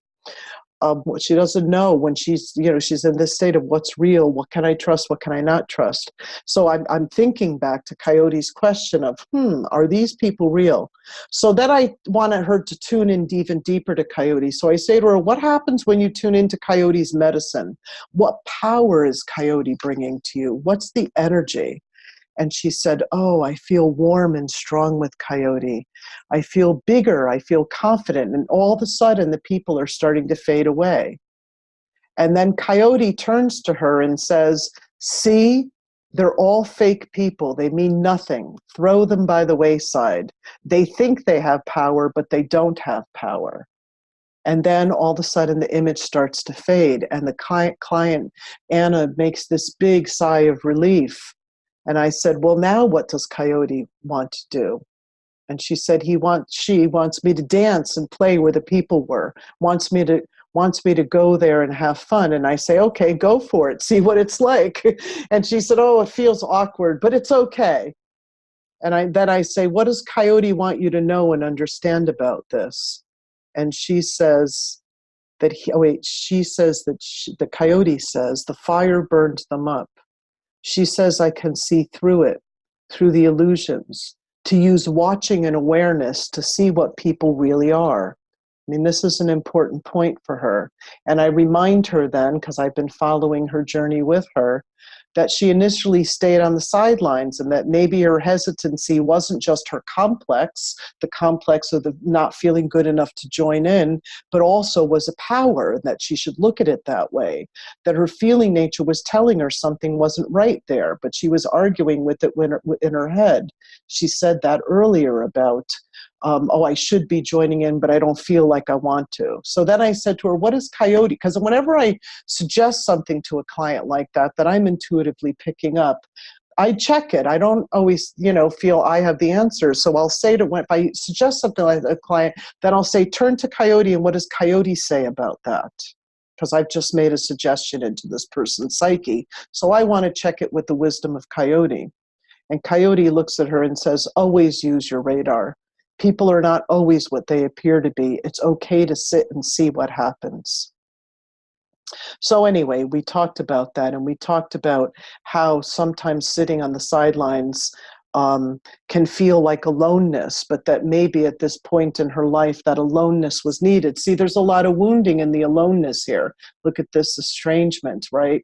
Chiron, Aquarius, Taurus is an insular kind of archetype, so she's got this aloneness kind of energy, and it's all been wounded, right? So we want to now bring power back to her sense of that aloneness isn't always aloneness. It's like while you're in this process of rebuilding your inner trust. It's because you're trying to tune to a deeper level of your authentic self. Ninth house. Look at all that Sag. Look at all that gorgeous Sag. This ninth house energy. And that if there's too many people influencing, because this is a part of Pluto in the seventh house, can be open to too many, like she said in the beginning, losing myself and bending myself to what other people want me to be just to get love. These are all wounds that need to get over to access the power that's here. So I was saying to her, it feels lonely. You've been used to lonely being bad, but in this case, it's sitting out on the sidelines and watching is allowing you to refocus, recalibrate your inner compass, right? Without others' influence. That she's making like a higher turn of the spiral into her authentic self. So anyway, we talked about that. Too many people influencing her radar. She's like, I would be spinning. I have been spinning. And so then we talked more about boundaries and discernment. So anyway, that's kind of how I just wanted to give you this example of, and I think that's all the slides. Oh, no, I don't. I have more. I wanted to give you that example of how, working with somebody can, and how it interfaces with the chart and how that person's living the chart. So I'm going to go through this because I promised that I would talk about increasing synchronicity. And so I want to do that because that's a big part of what we're doing here. So increasing synchronicity, these are different ideas of what is it that invokes synchronicity and how do we make it greater in our lives. So the first thing you have to do is you have to invite it, right? You have to be open to the idea. There's a basic thing, I always quote this, where Einstein said something like, the first and foremost basic question we must answer for ourselves is the universe friendly? And so his question that he posed, this is what he said, he considered this to be one of the most important questions to ask. Is the universe friendly? And this is where his whole thing of the universe playing dice comes from, and where they then concluded the universe doesn't play dice. But his question was about benevolence or malevolence. And so in order to kind of be open to synchronicity, parts of you have to believe that the universe is benevolent, right? That that it has its highest, and I think probably most of us do. But also be aware there's parts of you that don't. There's parts of you that have their fears, that don't believe that, don't believe the universe has its, we all have our wounds. So be aware that there's always that conflict within us. This part of us that wholeheartedly goes, yes, the universe is benevolent, it has my highest, and everything happens for the highest good, and everything happens for my learning and my highest reason. And then these other parts of us that absolutely don't trust that, right? Because they're wounded. So that's part of sometimes these parts of us are what keep us away from synchronicity. So be aware of them, and be aware of how, what strategies you might come up with to continue to work with these parts so that they can come into that awareness of the benevolence of the universe. So the first thing you want to do now, knowing that your synchronicity is the ongoing conversation with the universe. That's what I always call it. The ongoing conversation with the universe that lets you know you're in sync with flow, lets you know you're in sync with divine intention, or whatever you want to call it. So the first thing you need to do is to invite it, right? Intention's everything in any work that you do. Anything you believe in. If you believe in that there's more than this than your senses can perceive, then declare to the universe, I want you to speak to me through synchronicity. That's it. It's that simple, right? Declare it. Number 2 is increase your own awareness. This is what I was talking about. Increase your own awareness, not only of yourself, but also the awareness of the way you're in conversation with the universe, of the way that that ongoing conversation is happening. And also be aware of the energy that you bring to it. My guide said to me a long time ago, expect a miracle, but don't anticipate it. And what they were pointing out to me was the difference. Now, any of us can have anxiety around both expectation and anticipation. But for me, the energy of anticipation held a lot more stress and anxiety than expectation does. Expectation just felt like, yes, I have a right to a miracle. Everyone has a right to a miracle. The universe is miraculous. And I just sit peacefully in that expectation. Or I'm not saying I do. That's what they were asking me to do. They were asking me to be aware of that, to expect the miracle, but don't anticipate it, right? Because anticipation triggers too much of my Virgo stuff. So they wanted me to be more on my Pisces side. Just accept. Okay. Look at the energy behind, within, events, people, things. Everything is energy. We know that, right? And so we do get caught up on the surface a lot. But what you want to practice is tuning into the energy that informs events, the energy behind a person, being aware of intent, right? Like, we have that saying, actions speak louder than words. When somebody's actions are speaking louder than their words, their real energy is coming through. That's what they say about reading body language. They're real. If you're talking to somebody and they're like, oh yeah, I'm listening, and they're looking off in the distance, we know they're not, right? That's reading the real energy that's there, reading the energy behind, not getting caught up on the surface. So that's something to practice. Continue looking at the energy behind. This is an interesting one. It's all personal and it's not. This is a dichotomy, right? This is a place that we have, right? Are we individuals or are we part of the collective? Are we individuated, egoic beings, or are we supposed to lose ourselves? So this dichotomy is that we have to be aware that we're always looking through our personal lens, and sometimes we don't always see things accurately as they're totally related to us. So we don't want to make a story out of everything. So, when you're looking for synchronicity, it can lead to that. I've seen it with people that kind of like you're making mountains out of molehills. Everything has meaning. Well, I mean, it does. Everything has meaning, right? But you make it too personal when the world is revolving around you.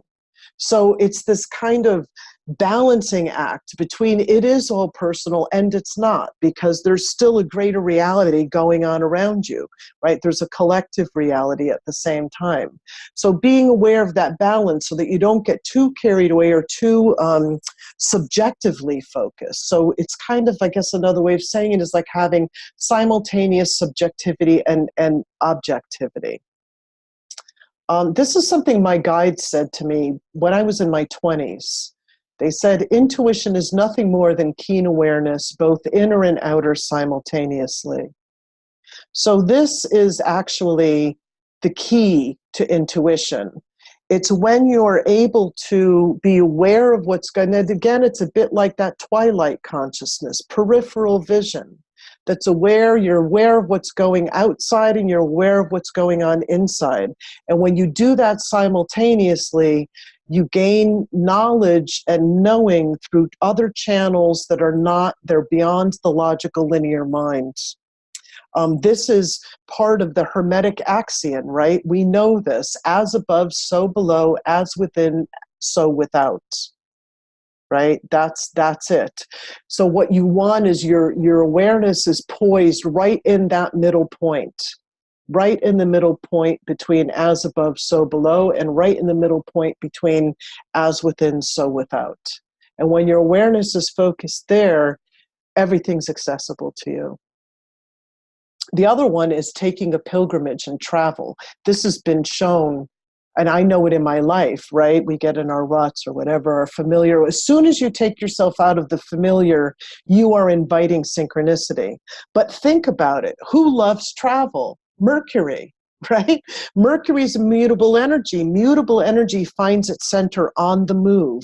Like I said, Mercury is the god of liminal places. Mercury travels between the worlds. Traveling itself invokes that energy, invokes that liminal space. Traveling also brings us into liminal spaces. It takes us out of the norm. It heightens our senses. It makes us more alert.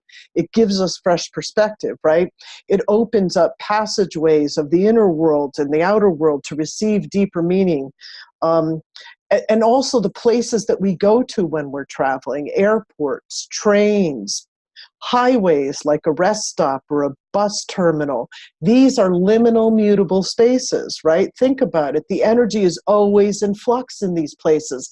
And it's just what Mercury loves. It's mixing together people and places and events and energies that normally would never come together. Very, very liminal, right? It's like this, all of the unexpected, anything can happen, right? That's that energy that synchronicity loves. It loves us to have that energy because when we travel, we're open like that, right? If we think we're taking a great journey, this is going to be great. Just that attitude alone invites it, right? And then synchronicity opens up even more. Travel also exposes you to other psychic climates. Like there's different spirits of the land, things that happened there, as well as the imprints of the humans that were there that might have been there before, the imprints of events that happened there. Contact with these and the spirits of different places, lands, countries, cultures, all those cultural archetypal beings might stir something in you like a subconscious memory. So it also may open the space between the worlds. I remember being at UAC, talk about traveling and opening synchronicity. So I traveled to UAC, which is the United Astrology Conference in New Orleans. That was the last one, not this one. And I was at Chicago too, but I was at New Orleans and I was with my friend Rose Marcus and we were on Bourbon Street. I mean, New Orleans is completely Neptunian. If you've never been there and you want to know Neptune, just hang out on Bourbon Street for a while.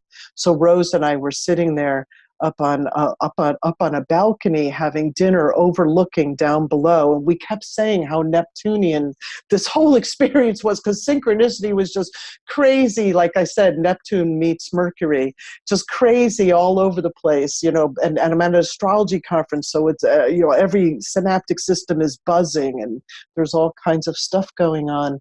And we're sitting there and it was so surreal, right? You know, like this, people would be like all drunk and they stumble by and they're all dressed in costumes and then they disappear. And then a bunch of businessmen come by, you know, again in costumes. And we were just sitting there watching it. this is that very liminal place. And travel brings you to these places, opens up different things. Okay, so passion. Passion invites passionate response. Gratitude, as we know, increases abundance.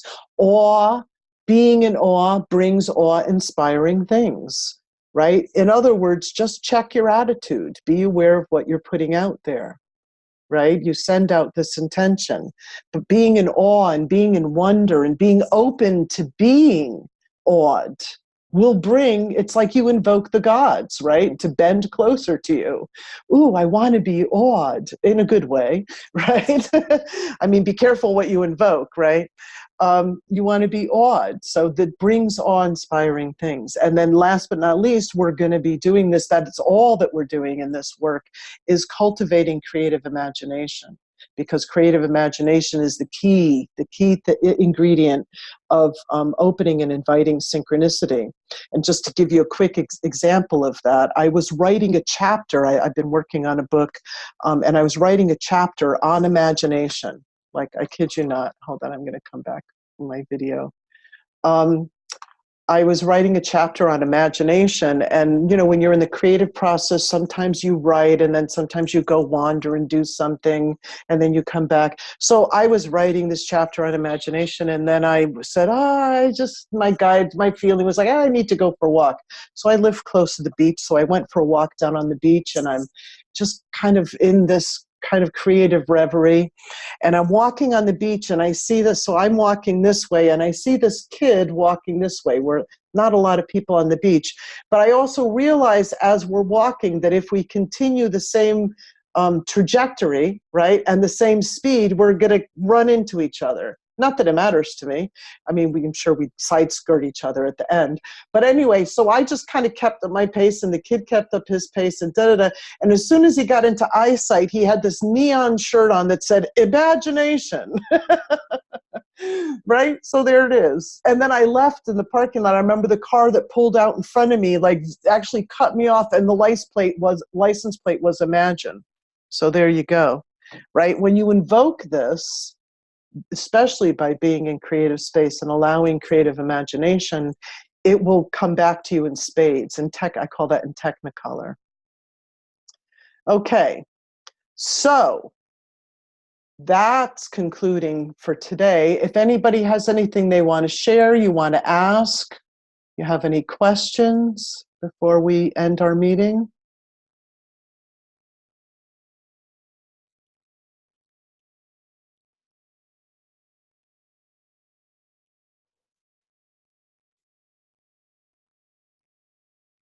Okay, so it sounds like you're all satiated. I'm going to give you one more exercise. Let me give you this one. Wait, let me think about it. Yeah, because we might also do this in Oregon, but I'm going to give you another homework. So your homework is to look for your planetary spirit animals for whatever you don't have to do all the planets in your chart, but you can if you're really ambitious, right? And you want to do that, you can. Or, pick a few. That's your homework. Just experience it. And, set the mood when you do it. Put some music on, put some journeying, soft stuff, candlelight. Make the mood. It's okay to do it, Create your atmosphere. Float in the bathtub. Like I said, I go float in the Gulf. Go walk on the beach or something like that. Just, that allows you to do it. But here's another exercise. I've been doing this since I was a kid. When I walk in the forest, to me, it's like being in a cathedral, right? It's a sacred kind of thing, not all the time, but when I've been away from the forest, when I return, I just feel like it's just heaven to me. So lots of times I would go and I would do what I call a waking journey or a walking meditation. And this is a way to invite synchronicity and to become aware of this ongoing conversation. So what you want to do is go to a place in nature that you walk, that you like, that you'll be undisturbed. And it doesn't mean you have to be completely alone, but enough. And so first what I used to do is, or what I do when I can find one, is I take a rock and I balance on my insoles on a rock. And I just start to kind of feel, I'm wobbling until I can bring myself slowly back and forth into balance. And that's a way to find my still point. right? So I find that still point. And then I either lay down or have laid down a stick in front of me or something that marks boundary, because this is what you're going to do. You want to step into Kairos space. So you want to have a marker. So here you are out in the forest, whatever you do to find your still point, to clear your mind, and you're going to make the intention that when you step over this, it could be a river, there could be a bridge there that you use, a portal, like we talked about, traveling in the middle world. You're going to enter, you are going to do a waking journey in the middle world, right? But you're inviting Kairos. You're inviting that, as soon as you step over that into liminal space, into the Kairos space, you're inviting the world to become magical.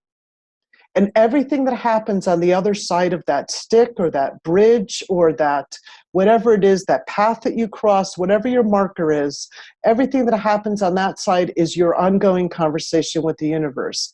Everything that happens. So as you're walking, so you do this, you center yourself, I'll just go over it again quickly, center yourself, make a boundary or have a natural boundary there for you. Make the intention that when you cross into that, you can use whatever words you want, but you could say, I'm entering Kairos space. I'm entering deeper into the conversation with the universe. I'm entering into synchronicity space, whatever you want to call it. And then you cross that. And then all of a sudden, it's like you're in Oz, right? I want you to feel that. That's what it's like. All of a sudden, the trees will start speaking to you. Allow it. It's complete imagination. It's complete everything that happens. But here's the thing. This is like the state of reverie. It's a walking meditation. You're allowed to think during this process. I've taken these journeys when I'm pondering a question, like a direction in my life, or I'm putting to the universe a challenge that I have. And I'll take these journeys and everything, the way a butterfly goes by. I let my mind just free associate in that moment. Oh, that butterfly went from the right to the left. Again, these are my meanings, not yours. Oh, there's something from my future coming to the past, right? Or it's the color of the butterfly, or it's the way it went up and down. Whatever you free associate in that moment, this is a waking state of reverie, what we just practiced. And you do that. Your journey doesn't have to be long, but you can pose questions as you're walking, like, oh, you come to a fork in the road. Am I making a choice in my life? What is the universe showing me? And, I hope I'm conveying what I wish I had one transcribed that I could tell you step by step. But I mean, I've done this since I was young, and I just used to love going to the forest to do this. And then you'll see, the more you do this, the more it happens everywhere, because it isn't just the forest, right? As we all know, you go into a bookstore and the right book comes there, or a person walks by and says something. I do that on the beach a lot, right? I'll be asking questions as I'm walking, and then I listen to somebody saying something, right? And they're like, oh, it's the answer to your question. That's actually an old Mercury oracle. That's an old way of doing auricular messages from Mercury. So anyway, you get the idea, and then just make sure when you finish your walking journey that you either lay down, if you don't backtrack the way you came, lay down something and say, now I'm entering ordinary reality. So you have non-ordinary reality, ordinary reality, and then boom. Does that make sense? Any questions? Colors, you'll see animals show up, a little rock in the path all of a sudden means something. You'll also find you're walking slower, you're smelling things you didn't smell, you're seeing light coming and speaking things in the way you didn't speak. You'll stop and you'll sit down and, anyway, it's wonderful. I hope you enjoy it. Patricia, I have a question. Yes. This is Ryan. Hi, Ryan. Hi. Your Kairos reality sounds like my common everyday waking reality. Yeah. And this normal world, I don't know anything about that one. I agree. So that's okay, right? Yeah, no, I always say, when I'm not in conversation with the universe, I'm absolutely bereft. And it has happened. I've gone through dark nights and been screaming at the universe, because I'm so, like you're saying, I'm so used to it. right? I'm so used to having this kind of ongoing conversation between my inner world and outer world, and making, I'm not going to say looking for meaning, but reading meaning, right? And so so yes, I understand what you mean. Yes, I think I live in that space mostly too, and I am absolutely hopeless when the universe pulls the plug, which it does occasionally, because something needs to shift in me, or I'm developing even more sensitivity. And in those times, it's been very dark times in my life. So yeah, I get it. I get it. I just recently went through one, actually, to tell you the truth, where I felt very disconnected, and no matter how I would try to, and then it came back. So the universe does that every once in a while. But again, even with living that way, like that, like you're saying, doing an intentional journey is also quite remarkable too, right? Also invokes even more. Okay. Thank you. Yes, I appreciate that. Okay. All right. So, anybody want to say in closing before I end the meeting? Patricia, this is amazing. I am so excited to do this journey with you and with everyone else. Your experience is so appreciated. Thank you for sharing it. Oh, thank you. Thanks. Yeah, Oh. honestly, Patricia, I just wanted to second that as well. Awesome, fantastic. Really appreciate you. Thank you. Thank you. And you'll see there's even better techniques coming. Wait till we get to imagery. Yay. Awesome. Okay, so I'm going to end the meeting, and if my recording didn't come out okay, I'll put out the SOS plea to